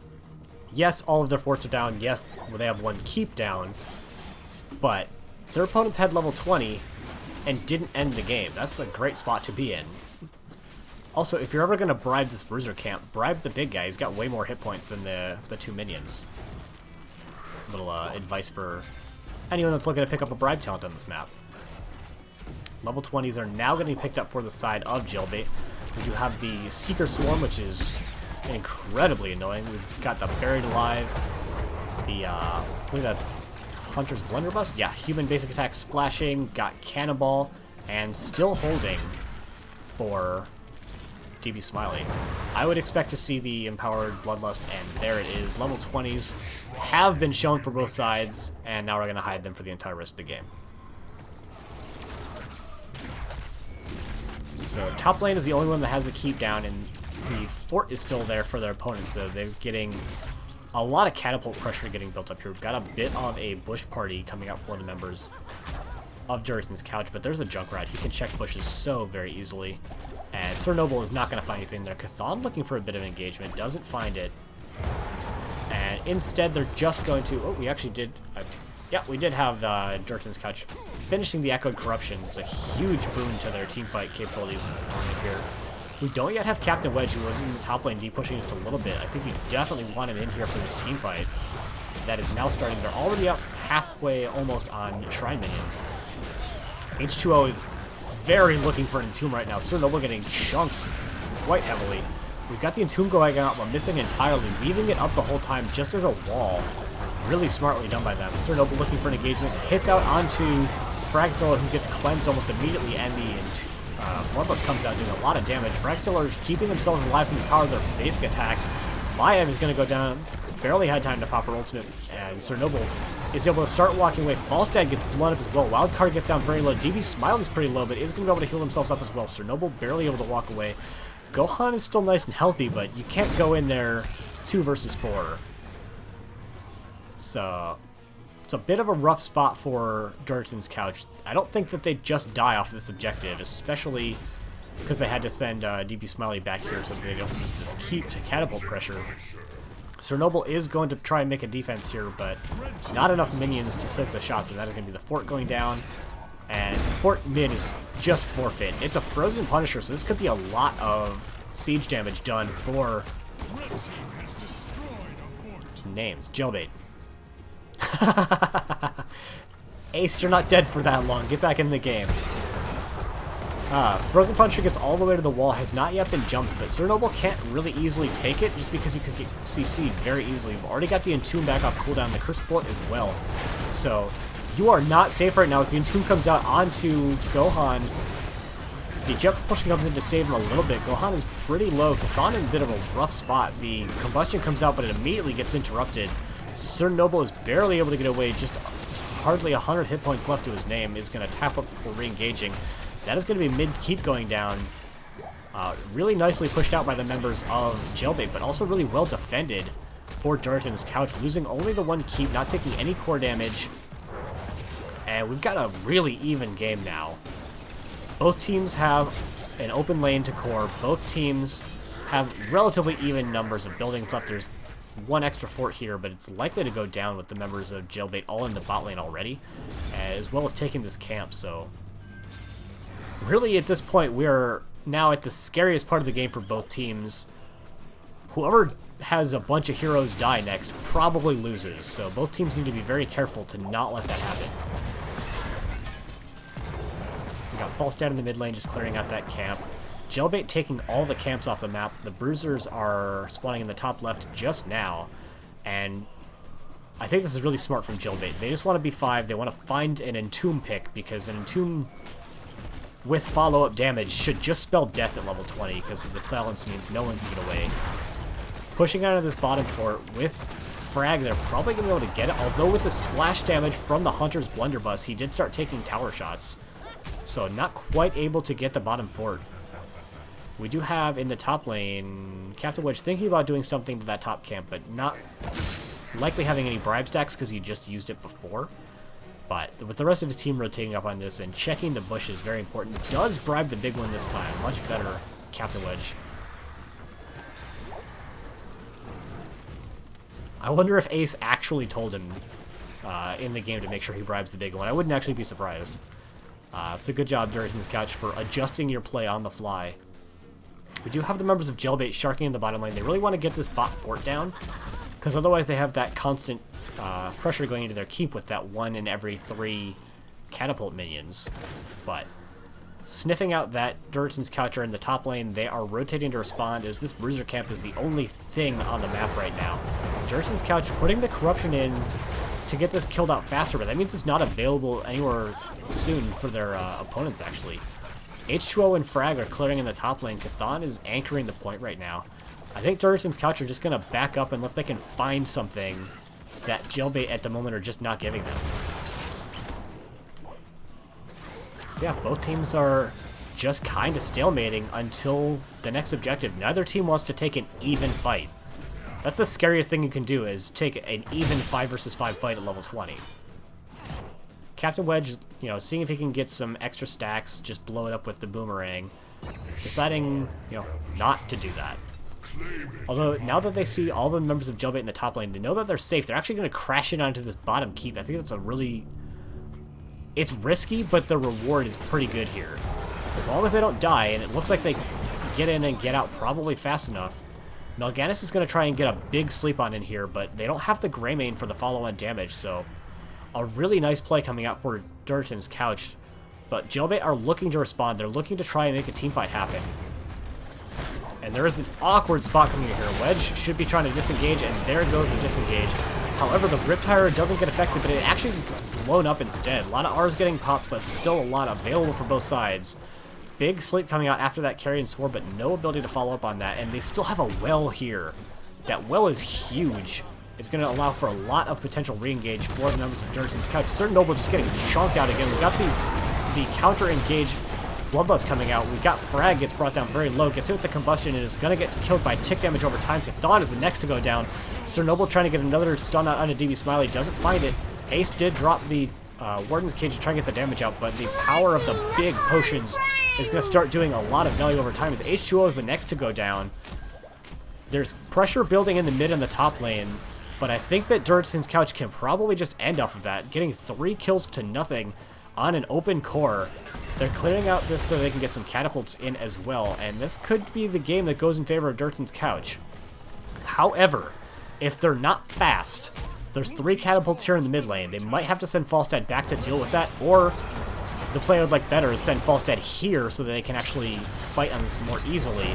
Some damage coming out onto DB Smiley, but every point of damage going into DB Smiley is not going into the core. Captain Wedge flew into a root, which is not exactly what you want to do, but the core is starting to fall fast. Much faster than the 3 catapults. I would love to see the disengage Gust come in, but that is going to be the core falling in game number 2, going in favor of Durotan's Couch. Look how close this would have been, though. They had a lot of pressure in there. But that is going to bring us into a game number 3, ladies and gentlemen. GG's and well played. We got there. Game number 3. Checking out the summary screen. Look at that Deckard Cain healing. Just imagine how much higher that would be if there was a Ruby. Am I right? But yeah, that was really well played by them. I really, really like the play where they rotated down to take that keep. They saw their opponents in the top lane. That was a free building, and their opponents just kind of gave it to them. It could have worked in Jailbail's favor if they were able to stall out that team fight a little bit longer or to get a pick, but Durotan's Couch backed out just well enough, and unfortunately the Entomb missed, and that's ultimately what set up the victory for Durotan's Couch in game number 2. That's a lot of siege damage too coming out from Leoric, though. A lot of big impressive numbers really on both teams, but that's what happens in a 26-minute game.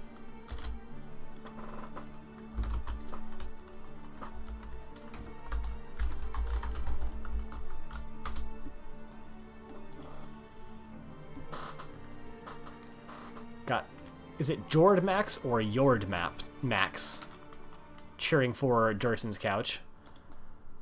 We got a lot of Durotan's Couch fans in here. Let me know if you're a Jailbail fan, because I haven't heard too much from y'all tonight.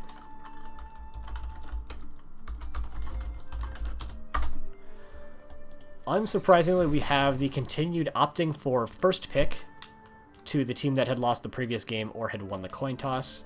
So, asking Captain Wedge now about what their map is going to be going into game number 3. We've already got the 2 most popular maps out of the way, and the 2 most, standard maps as well. So my guess is going to be that we're going to go to Volskaya for game 3. But, I mean, y'all's guess is as good as mine going forward. I have rolled over my cord, so I'm just going to scooch back a little bit and free that real quick. There we go.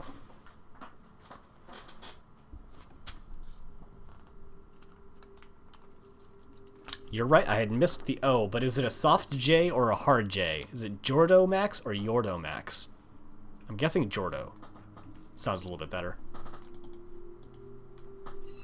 I have been invited to a lobby. I don't yet know what the game is, the map is, though, because some captains will tell you and then make a lobby. Some will just make the lobby and invite you. But I was very incorrect. We do not find ourselves on Volskaya Foundry for game number 3. We find ourselves on Sky Temple, the least popular map in all of NGS, by the by, as chosen by Durotan's Couch, which always makes me wonder, is something weird gonna happen here? It's a map that people don't play on very often. It's a map that you get a lot of Abathur value here. So, and I'm a big fan of Abathur, so I would not mind seeing that get picked up here. I don't know if the Couch have anyone that plays Abathur. My guess is that Captain Wedge probably does, but I'm not 100% sure. Hard J like Jordan. Gotcha. Welcome. Gonna grab my phone here and do a little bit of things just to see if we got any new notifications. I have to, for some reason, back out and then come back into view dashboard because I have an Android and the app is terrible. So we did have a couple things happen today that I did not get notified on. We got the only black cat, Sailor Twift, redeeming the 125 absolutely nothings for the cost of 100. Thank you so much for redeeming all of your absolutely nothings. And Himibo followed as well. Thank you very much, Himibo. Alrighty, we've got all the 10 people in the lobby. Hopefully, we finally got to a game where... Actually, ooh, we've got a bit of a roster shakeup here. We are not going to have Gohan with their fraught internet connection going into game number 3. We've got a replacement with Wildcard was playing already. Captain Wedge. Wildcard was playing, right? Yeah, they were healers. Sir Noble was playing, Ace was playing. Oh, Gokwe. Gokwe's in here. I've seen your name so many times in chat that I didn't even recognize that you weren't playing in the game. So, Gokwe is in here replacing Gohan. Bit of a interesting... so that makes a lot of sense with Captain Wedge saying bring in their other DBZ character. Friends!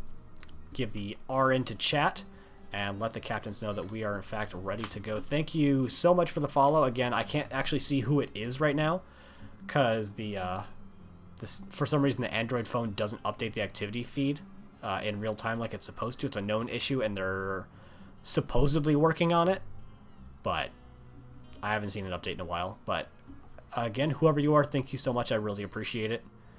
And we're getting on into our game number 3. Hopefully we should be starting. Gokwe is new. Thank you so much, Sailor Twift.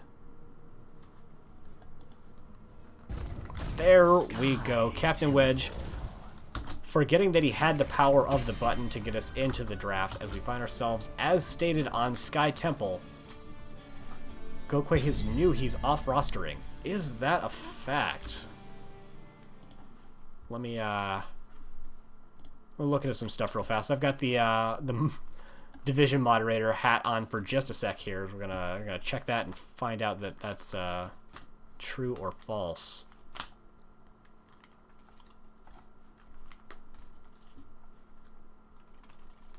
Yeah, he is in fact not on the roster. So I'm just gonna go ahead and ask in the draft chat.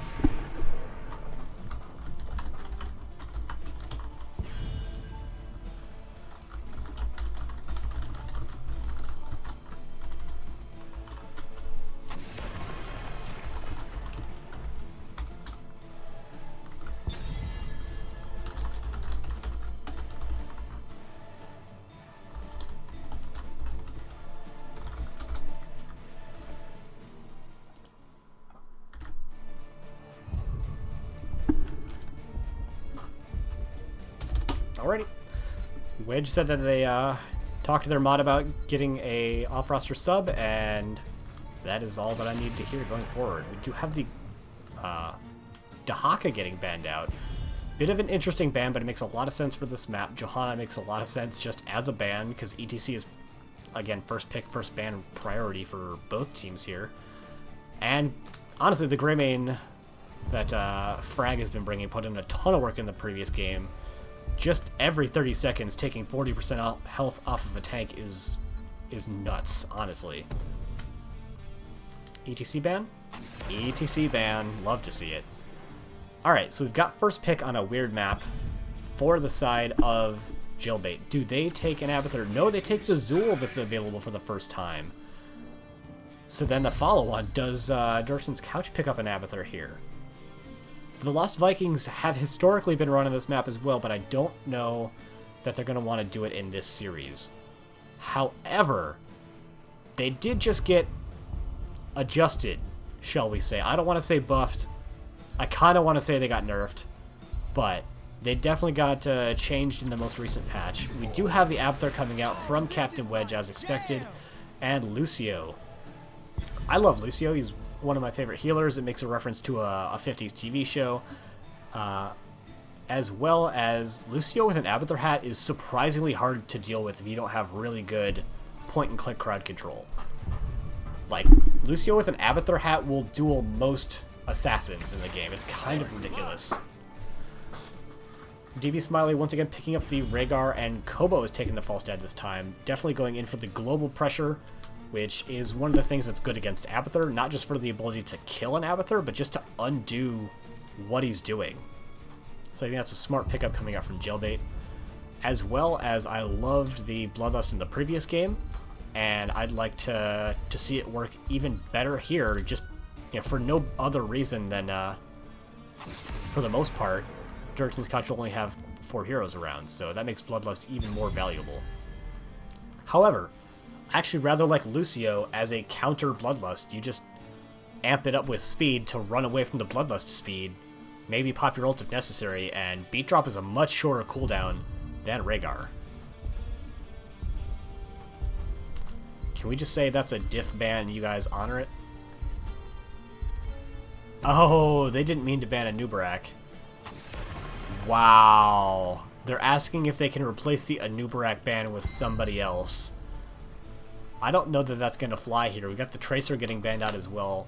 Tracer Abathur would be an annoying combination, so I'm not terribly surprised to see that pick coming out. No words being said by the members of Jailbail, and to be completely honest, I wouldn't really expect them to. Kind of a weird request. I've seen that happen once with a someone who had gone AFK and wasn't able to ban, with that ban getting honored, but I don't expect to see that happen here because they did actually ban a hero. Blaze getting picked up again. It worked really well in the previous game, and as I said before, I love a Tassadar. And Tassadar is a good clone target because he just puts out chonky damage numbers, and Force Wall is such a powerful basic ability that it literally used to be a heroic.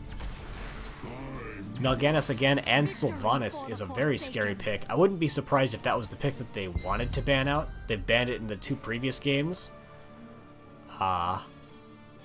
So slipping through two of the heroes that were previously banned out in series with the Zool and the Sylvanas. Gotta think that that makes Jailbail feel pretty good right now.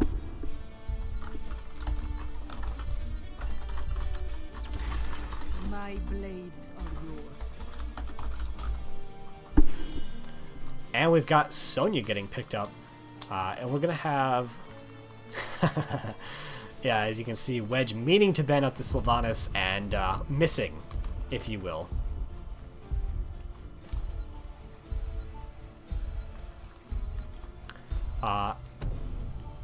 Ace loves an Abathur hat on Sonya. I know he and I like to dual queue in our Storm League, and anytime we get this map, I'm the Abathur, he's the Sonya, and we've got a pretty darn good win rate with it. So I know he's feeling pretty happy right now with getting to pick up that pair of heroes. So let me know in the chat, because it's a little difficult to pull up a poll on a cell phone, who you think has the game-winning draft going into game number 3. I like both of these drafts quite a lot. I'm just scared for Durotan's Couch, knowing that 2 of the heroes that have previously been banned out aren't this time. I would prepare.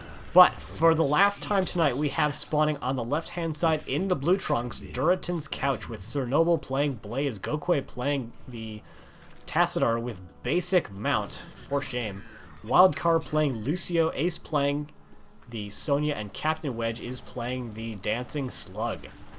And on the right-hand side in the red trunks, we have Jailbail with Kobo playing the Falstad. Frag Stellar playing the Sylvanas, DB Smiley on his Rhaegar, Chthon playing Mal'Ganis, and H2O is on the Zool. Checking out, as we are wont to do, the level 1 talents. Get the immediate fly-in from Kobo to make sure that they can get this vision camp, and honestly not a whole lot of other use for the flight this early in the game, so you'd like to see it. Again, level 1 talents, we do have Psystorm build coming out from Tassadar, Warpaint, New Habits, Party Mix, Dan's game, and Pressurized Spikes, Clans, coming out from the Abathur there. You can see one of my favorite things about the Tassadar. We actually got maybe some Silk Cheese coming in through the top lane. We sure do. Ace coming in here getting the stun out, trying to prevent that from happening, but is going to get slept upon, maybe even killed to death. That is a very quick first blood going over in favor of Jailbail. Gokwe is here to put in some damage and getting everyone pretty low, but pretty low doesn't get you any XP there, unfortunately. One thing I was meaning to mention before that all happened, Tassadar can actually kill the entire back line in 2 abilities starting at level 2. You get that Psystorm and the Q out, that kills 4 minions if you hit all of them. So, really powerful wave clear coming out from Tassadar. We've actually got Sir Noble pretty much uncontested in the bot lane so far, so gonna get a little bit of an XP advantage, but they'll be able to rotate someone down from this siege camp relatively quickly. On the other side, we've got the Backlash, which is the long standard pickup on there. A little bit less standard these days since some of his other level 1s got buffed, but still generally the standard. And we've got Might of the Banshee Queen, which is the extra Q damage if you hit your Qs onto the same target repeatedly, and not going in for the stacking, which I think is probably pretty good for them on this map. Jailbail taking a lot of camps very quickly into the game, leveraging the fact that they just have more bodies on the map to try and get things done with, as Captain Wedge is trying to soak on the rest of the map and make up for the XP that they would otherwise be losing in other lanes. We do have him on the Sonya right now, helping with that camp. I wouldn't be surprised if Jailbail have already identified this is happening, but looking like they want to just push into the top lane with Silvtrate instead of trying to invade onto that camp. But they are basically going to get the entirety of this front wall at a very early time in the game. In the bot lane, we see Durotan's couch doing something similar. Level 4 is getting picked up from both sides, and they are starting to pick up the wall in here as well, and they've got a camp helping them to push with. But there is still this bruiser camp at the top lane. Ace can't really go in here, or he's just probably going to die. So already pushing in to take the top fort. Our Jailbail really just kind of punishing them for not having an extra body with that Abathur. We've got Wildcard in here now, but still not able to make an engagement happen, but may be able to actually save the fort here. So, Sir Noble still in the bot lane, trying to finish out the damage onto this tower. Not able to do it quite yet. But when all is said and done, we've got about 20% of a level lead in favor of Jailbail, but that'll be picked up basically by this mini wave in the top lane. Guardian. Do have a bit of a sleep coming up from Chthon here. Wildcard trying to get some stuff done. Is just dancing around. I mentioned before, he does have that party mix, which means he doesn't have the smooth moves to keep himself just a little bit healthier in these team fights. And health is a resource. Never forget it. So if you can trade away your health for your opponent's health, especially when you can get your health back more easily, that's an advantage for you. We do have the level 4s coming in now, and for the most part looking relatively we did have a kind of a cheeky back Silvtrate coming in here is going to secure the rest of that fort, but they were already kind of... They got most of that with the earlier push, but as well as the push onto the top objective. And Jailbail really doing a great job just honestly punishing them for having an Abathur. Like, yeah, there's damage being done in all the lanes, but not able to concentrate all of that damage in there enough to take a fort. See, top fort even didn't get brought down to half health. We do have the Mule coming out, which will undo some of the objective damage coming in here. Unfortunately dropped on the right-hand side, so they can maybe just snipe this Mule off. Sylv looking to step in and do just that, and that is the Mule not getting all the value it probably could have, unfortunately for them. Sir Noble actually getting brought down very low, and Abathur Hat is going to come in and try to save him. Did get a big stun out. Gokwe looking to do some damage here, does get rooted by H2O, but not going to be able to find any additional damage there. In the bottom lane, we've got Chthon soaking. We have Abathur's body soaking in here at times, but not getting a ton of value off of the body soaking yet. But with the way that the XP globes work, Abathur can really easily just like suck up XP in different lanes just by swapping the hat from mid to top, from mid to top. We have a bit of engage coming out from Chthon, gonna find a sleep out into Sir Noble eventually, but he should be able to walk away unless H2O is able to get in with the root. He does not get the root. Jet Propulsion coming in just in time as I take a bit of a drink to cool my throat down for a second.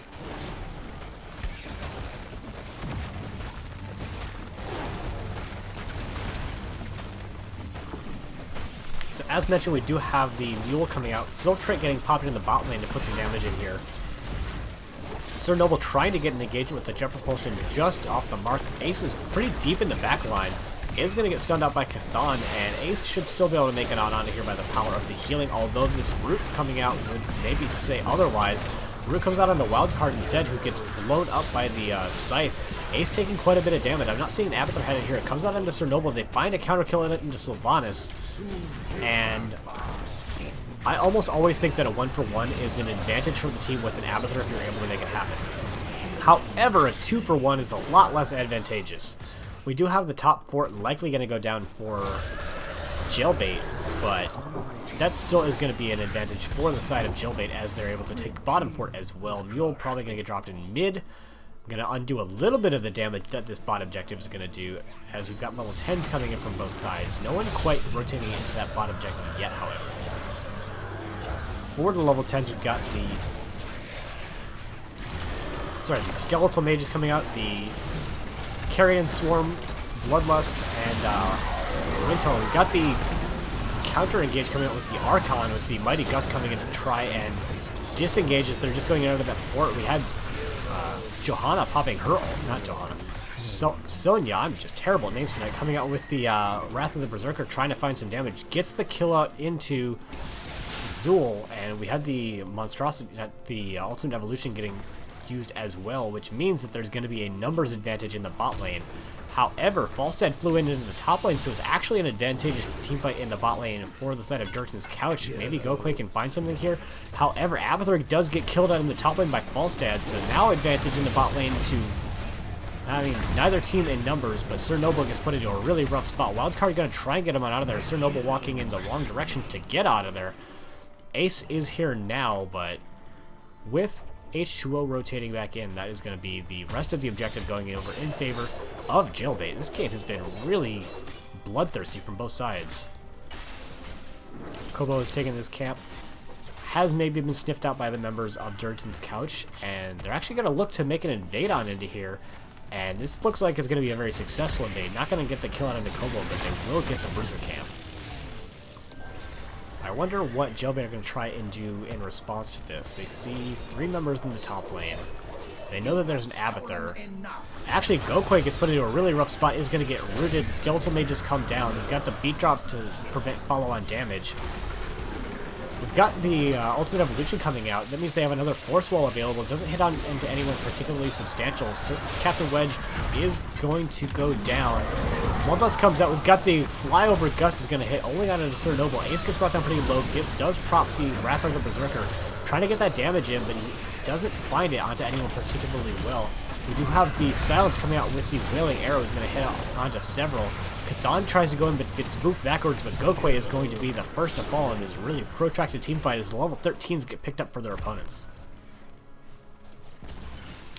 DB Smiley actually going into a completely different Rhaegar build this time around. Other than the Bloodlust and the Cleanse, those are the only talents at the moment that are the same from the previous game. Their opponents probably know that this camp is happening, but instead of invading, they're going to actually take their opponent's siege camp. And I think that's a really smart play for them. Probably too low of an advantage to go into a boss, however. But this is setting up the lane that's already pushing in their... Actually, all lanes are pushing in their favor, except for the top lane, which is only neutral. So letting their opponents take that Bruiser camp means that they'll be able to actually get that XP sooner rather than later. They're all positioned around this boss, but I think both teams know that they don't really want to take a fight over the boss right now. Level 16 is getting picked up for their opponents. Chthon in kind of a rough spot here. However, Sir Noble gets hecka slowed and is going to get re-engaged upon the beat drop, going to save him, but only for a moment. Got a big engagement coming out from Captain Wedge on the Jet Propulsion with the cloned Blaze. Is going to do a lot of damage. H2O is going to be the next to fall. The clone falls as well. Boss stun coming out onto DB Smiley. Ace is looking to get engaged. A huge wall comes out. Is going to find that kill out on the DB Smiley. Really well done from Gokwe. Ace still has the Wrath popped. And they're up in heroes right now. And looks like they are going to take boss with the active Wrath. And they're going to even pop Archon to do it. I think that is maybe a little unnecessary. But, you know, extra damage is extra damage. We do have Blaze going in to secure the bot lane. Make sure they don't take too much damage down in there. Don't worry, wild card. Nobody saw that boss stun just now that happened. But a really nice pickup from them. And it's going to be in the lane where they can also pick up the objective. So having the boss and the objective in the same lane is definitely going to put a lot of damage into the bot lane. We do have Jailbail in the top lane, making sure that they can take this out. It looks like they shouldn't get the entirety of this keep. One objective doesn't get a keep until very, very late in the game. I would like to see the mule getting dropped in here to prevent as much of this damage as they can. At the moment, though, both teams playing incredibly passive. Neither has seen each other in a really long time. Level 16 is getting picked up now for the side of Jailbail as they're just going to finish up this objective. Nice and passive. They do have Falstad going to fly down here, pick up the mid XP. We have the boss getting cleared out by H2O. And shots left on this, I don't believe will actually kill mid fort, but it will bring it very low. Yep. For anyone that doesn't know, the last 5 shots actually do a little bit of extra damage, but not a ton extra damage, so not quite enough to get the kill out under there. Sitting pretty at 1,300 hit points as we get back to widescreen. 16's getting picked up now. Wildcard popping the amp it up maybe a little bit prematurely, but you know, better safe than sorry in these cases. Got the continued Sidestorm build coming from Gokwe. I think this is very strong on this map. Strong enough that at once you get to level 16, the Psychic Shock, you can actually clear an entire minion wave with just Sidestorm. It's very powerful. Still holding onto the 16 is Lucio. And we've got my favorite talent, the Up the Frequency, which is even more reason why he maybe should have gone with the smooth moves on 1, because it gives you increased duration on Wall Ride, which has good synergy with Up the Frequency, which gives you increased auto attack range while wall riding, and also cooldown reduction for every hero you hit with your auto attack. So, a little bit of counter synergy, but you know, not too much. You can see that extra outside circle is the range of his auto attacks while wall riding. Got a big stun coming out and a wall as well. Chthon is not quite able to pop his ult in time. We do have the ultimate evolution getting popped as well to try and continue this team fight. But a nice disengage coming out for the rest of the members of Jailbail. Captain Wedge is kind of throwing his face in. Gokwe popping his Archon, I think that's a little bit of a mistake. They're not going to be able to push in very hard onto this wall right now, so did have a whiff ult coming out, but I don't even want to say it's that big of a deal. Archon's a huge deal. Not having that in this team fight could be very bad for them, as Nelganis will be coming up in 20 seconds, and they're going to have a lot more R buttons available. Only the Skeletal Mages were popped there for the members of Jailbail. But at the same time, having heroes alive is a pretty big deal too. Both teams looking to just clear. It looks like they're actually going to try and take an advantageous team fight. Wildcard trying to get in there using the move speed as an engage. Only finding the stun out onto H2O, not actually finding any damage. So, no R buttons pushed there. Just one big E coming out from the Lucio, trying to find the speed boost into damage. We have Chthon coming in here now, and I think that Durotan Scouts really need to back away at this point. Ace is going to get rooted, but Ace has the root removal with the Whirlwind. However, Wildcard very low is going to put the speed on to try and get out. We do have Sir Noble trying to do the counter engage with the Combustion. However, that is the first to fall on Sonya, second to fall on Blaze. And, I mean, that's just kind of how that goes when your opponent has more heroes and R buttons available. Are they going to take this camp, or are they going to go straight into the keep? They're going to go straight into the keep with Silk Trade. Abathur, you need to get out of here, man, or you're going to get brought down next. Lucio does pop the beat drop to try and keep himself alive, but is not able to do so. Gokwe, the only real defender available here. I think they need to probably pop the ultimate evolution to try and get another body on the field, because there's just a lot of damage potential here for the members of Jailbail, but they decided they're good enough with just the keep. They're going to take their opponent's camp, and then they're going to go out onto the objective in the mid lane, which will not get mid keep, but it will do quite a bit of damage. I think they maybe could have ended there, or at least forced another R button to get pressed for the side of Durotan's couch. But a nice conservative play coming out for Jailbait. Conservative is not always a dirty word. Sometimes it just means conservative. Do have a bit of an engage coming out, but the nice early Banshees is going to see Sylvanas get on nice and safe. We've got the 20s getting picked up that we're going to look at right now. We've got Withering Barrage, which is the cooldown reduction on Q. We've got the improved Bloodlust. We've got Wind Tunnel. Got the Seeker Swarm for the Sleepy Bats after Carrion Swarm, and Holding Still for Zool.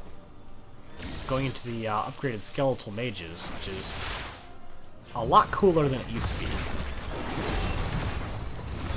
We've got them invading onto this camp here. They have the level 20s, but probably not for long enough to take boss, and their opponents see it with these Toxic Masks, so their opponents can't safely take boss. Ace is in the top lane. I think he needs to rotate down just in case. We've got the 20s picked up. We've got the Symbiote. We've got the... Oh, I think that's House Party? House Party from Lucio, which is extra healing for every nearby ally. Sort of similar, actually, to the Kala's Embrace that Tassadar could have gone into, but he went into the Twilight Archon Ignore Pain, and the Burn Notice, which is, you know, Blaze's equivalent to the Nexus Blades. Bit of a weirdly broken up team fight. Cernoble looking to engage deep into the backline, but ends up taking a lot of damage. Beat Drop comes out, and now the healing's going to start having to come out from Lucio. Cernoble gets brought down very fast. We did have the clone come out onto Blaze. Ace gets brought down very low. Got really low on Captain Wedge as well. Ace is popping the Ignore Pain and the shield to try and stay alive. Kobo does come out and gets the pop on the Archon with the Wind Tunnel. Wildcard is the only one left alive, and not for long, as they are barely going to survive on out of here, but only Abathur and Lucio are alive, and this should be game number 3, and the series going over in favor of Jailbait. Really well done by them, identifying that Blaze was kind of out of position and just making a very powerful team fight of it. I hear mixed feelings about these tornadoes, by the way. Some teams say it's the most annoying of the core defenses, some say that it's the least impactful, but either way, not enough to stop Jailbait from taking game number 3, and Durotan's Couch, though they lost the series, they continued their streak of every series they've played going to game number 3. Really well done by Jailbait. Yeah, just in all 3 games, just incredible team fighting coming up from them. And yeah, guess I don't have a whole lot else to say about that.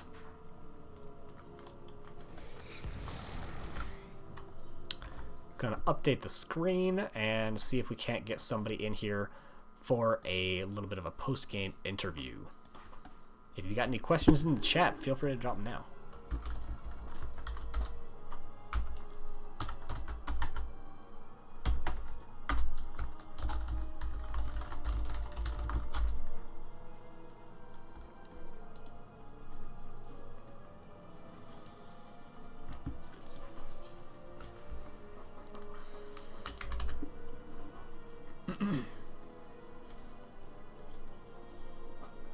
So what'd you think of Gokue's Tassadar in that game?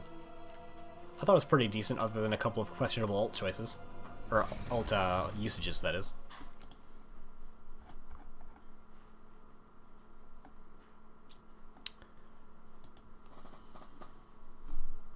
Hey guys, congratulations on your 2-1 victory. Thanks. Thanks for casting. Yeah, man. Happy to do it. To be full disclosure, I'm casting it because I'm good friends with Ace, and he was obviously playing in this game. Oh, we knew.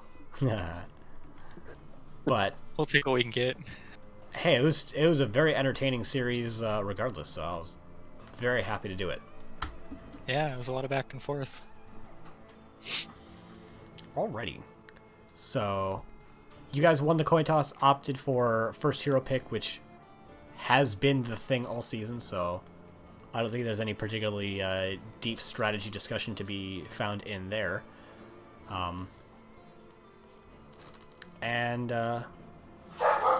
From my memory of game number 1, for the most part, I felt like Durotan's Couch was doing a little bit better in the map rotations and macro side of the map, and your team was doing a little bit better in the team fight side. Is that how it felt for you during the game? I'd agree with that. Yeah, I think that's just the Imperious effect. Imperious? They definitely had a lot more wave clear, a lot more macro with Sonya versus Imperious, but I mean, when it comes to team fights, we're gonna have a slight edge over them with that. Yeah, the vacuum spear effect of Imperius is pretty Yes, strong. very much so. But them having Johanna and then Sonya leap for Yeah. the engage sort of really tied it together for them as far as engaging and sort of pushing in and just continuing to stay on us in team fights. Sure did. And you ended up going with the Tassadar pick. How has he been working out for you since the rework? I don't know. Has Kobo even really played Tassadar? I think that might have been his like first or second game. I in think he's NGS. played it a couple times in Yeah. NGS, but it's a bit more Storm League. Yeah. I mean, it's not a bad pick. I think it pairs well with Rhaegar typically, but Yeah, anytime you can get Blark on, it's super fun. I think he went Black Hole that game, but Yes, in he did. general, yeah, in general, Blark on is super fun to play. And then, why did DB Smiley go into Malfurion? I like Malfurion, but he's definitely not one of the top meta healers, so... I think if you look at our history, we've played it a fair amount of times. Something we're comfortable on. You've played Malfurion 3 times. Rhaegar is your most played healer, followed by Stukov. Yeah, Rhaegar's nothing broken. really. Why would Yeah. you not pick it when it's up? That's fair. He's got a lot of matches in Heroes Lounge on Malfurion. I would, in general, into what they wanted to do, Malfurion was great. This Zarya, I think, threw a little bit off with Malfurion, but I mean, we had Cow into Spear into Root with the non-cleanse healer. And I'm pretty sure there was we won fights basically off of that in the early game, and I think at the late game won us the game because of the Malfurion. The follow-up CC is pretty much the strongest you can get outside of Uther, but it's a ranged versus a point-and-click melee stun. Yeah, I think the only one you could maybe make an argument for in that regard is Tyrande, but then you're stuck with a Tyrande. Hey, we got some love. Bayronda's back. Finally. Yeah. Alrighty. So game number 2, you took us to Infernal. You took us to Infernal Shrines. What was the reasoning behind that, if you don't mind my asking? We played it well last week. Honestly, they were 0-4 on it. They're 0-4. That's how we did it. I felt like this was a good map pick for you because of what we said before. It's a map where there's a good bit more team fighting, and that was generally what won you the game in the previous game. So I thought that this was going to be a really good pick for you. It ended up kind of going in their favor, but it was a very close game number 2. I think they just won a nice late game team fight and kind of won off of that, and that's just kind of the way the game goes. Yeah. A lot of games lately have kind of felt like wait until some late game team fight and then... To be fair, that's kind of how game 1 ended too. Yeah. They had a lead to start too. I think like 20 into 18. I think even after that pause, so they were ahead most of the game. Even so, if we felt like we had some strong fights and engages, and then like you said, they won the last team fight, which just wins the game. So there's some definitely for us to review and to look at that game, and we could definitely play better on that one. But in general, they played a good match against us, so it'll be something good to review. I believe in the first game you actually banned out Ace's Maiev, and you opted not to do that into game number 2. Why did you let that one through this time? I mean, Ace has been picking all kinds of different things this season, so Yeah. if you look at what Durotan's been playing, there's a lot of role swapping depending on who's in, and you're talking about 9 people on the roster and an off-roster sub tonight, so you're essentially looking at 10 different people to scout and keep track of. It's a lot. We only have 3 bans, so we can't ban 30 heroes. That's fair. Again, I'm friends with Ace, and he's a very flexible player. Sure. Which most of the time for me means he gets locked into tank jail, because who likes playing tank in Storm League? But yeah, I think that Maiev is kind of Ace's flagship hero when he gets to play what he wants, and it ended up working out pretty well, I think, for them in that game. But yeah, Ace is their flexible substitute player, so whoever can't make it is what Ace ends up filling. You can play Maiev tank, so there's your Storm League flex right there. He's got to convince the people to play healer, which is even harder. As a healer main, I don't have this issue. Well, you have to convince one other person then. Yeah. If we ever ran Maiev as a main tank in Storm League, I would literally have to just turn off chat because they would never stop flaming. It's doable. It's fun. Yeah, there's a couple other options for main tanks There's that some other are options, less yeah. traditional. Yeah. Well, we won't spoil that, but there's definitely some things to do. Maybe some things you're gonna run in later games, later matches in the season, or Always a possibility. Yeah, you never know. There's like years and years of jailbait data. You can go back and look. I. Don't Google that. Don't Google that. I mean, I could do that because I've played against y'all in a couple of different seasons. Don't Google jailbait. It's not a good idea. No, I don't need to see, 17-year-old girls in my search history. That would be a really bad idea. Yeah, game number 3, getting away from that topic. Yikes. Sky Temple. How do y'all feel about that map? We've banned it most of the season, but it's more just I think a lot of teams run cheese on it. Yeah, it's a boring map in my opinion. Yeah, that too. I don't know. I mean, you can get a little bit ahead and then play fairly passive and win the game. And win the game. Yeah, it is one of the maps that has like the most progressive damage being done to buildings by the way that the objective literally damages buildings directly, so you can't like counter it by killing the minions or whatever like you can on most other maps. Yeah, but they took an Abathur, so they were countering a lot of the building damage. Which was going to be my question. Did you give any thought to first picking the Abathur away from them? I mean, it's always an option, but yeah, you can see it. We just countered Abathur with Sylvanas Falstad pretty quickly, and yeah, you guys did an incredible job of. Like we said, it's such a passive map that at the end they were down structure, so they had to take the aggressive fights that they didn't want to take, and they're out of position because they're taking strange fights just to get back in. So we just win the game because of that, and then we snowball, and that's just kind of how that map goes. It's not. It honestly just should be banned from NGS, and it's just one of those maps that should not be in the competitive field. Put Hanamura in, that's more fun. Yeah, I've been suggesting getting rid of this map for several seasons, but people think that they like to play on this map more than they like to play on this map. Yep, it's the HGC effect. Yeah. They think they have to. People think that they don't like Brax's Holdout, but a lot more games get played on Brax's Holdout than on Sky Temple. Yep, Sky Temple's boring. And I think lastly from questions in my brain, with the recent changes, did you ever give any thoughts to playing the Lost Vikings as an Abathur counter instead of what ended up happening? There's always some conversation that goes on. I think it's all still pretty fresh. I mean, I think diving under a tower yesterday compared to last week is a completely different subject as well. So yeah, big fan of that change. Yes, it's yeah. My Storm Link is so much more enjoyable without that. But I mean, TLV I think is on the table. It's just sort of a question of do we do what we've been doing and continue to do it well, or vary things up? And how many picks do you show, and at what point in the season?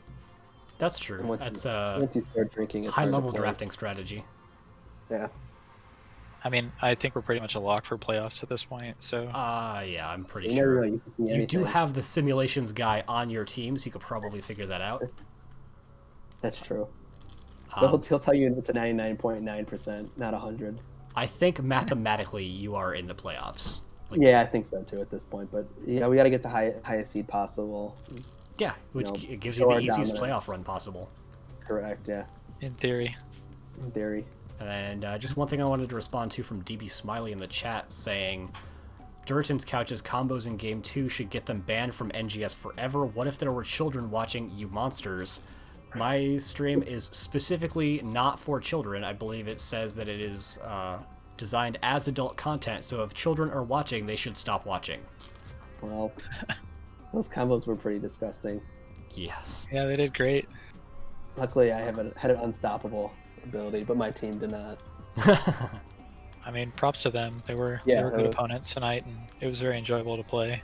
Yeah, we've been playing the couch for, since like season 3 now, so it's always fun to hop on the couch and have a nice night with them. So always enjoyable wedge and team. Yeah, I definitely agree, and I look forward to playing against y'all hopefully in season 10. And with that, I'm out of questions, so I'm going to give it to y'all for any additional shout-outs that you have. I want to say hello to all of your fans in the chat. There have been quite a number of people in here talking and stuff, so floor is yours. Did they already leave? No. Okay, no, you waiting just for both Dos very to quiet. Yeah. Okay. Yeah. Shout out to our team. Shout out, like I said, to the couch, to you, Hector, to all the jailbaiters out there in the chat, having fun with us. Enjoyable, and hope to crush any of those B East opponents that are in chat, especially idioms, Roomba rotations. Looking forward to beating them up pretty badly. No, and I'll echo like the team, our opponents. Honestly, NGS, it's been a pretty great experience, and been having some really interesting talks about just different parts of the organization, and I'm just excited to continue playing here. Awesome. Well, thank you both for coming. And yeah, if you don't like Sky Temple, make sure you let us know in your end of season survey. I have multiple times. Yeah. Don't worry, Hector. I'm with you. We were hoping for some Hanamura, or at least I was. Really, Hanamura or even Garden, a little more fun. Garden's boring, but at least more fun than Sky Temple. Yeah, I definitely agree, and hopefully I'll be loud enough during the off season to convince people that we need a change going into season 10. Do it. We'll have to start a petition. I think I saw one of those go out this last off season, right? Free hand. Alrighty, well, thank you guys for coming in. All right. Thanks, Hector. Take it easy. Bye. Have a good one. Alrighty, back with just me now. Continued to have game 3s every single season. Ace, good job.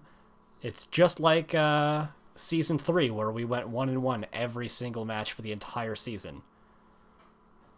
Baha is a great target for a raid, by the way. That's fantastic news because I love Bahamut. He's one of my favorites, and we're going to get that raid started right now.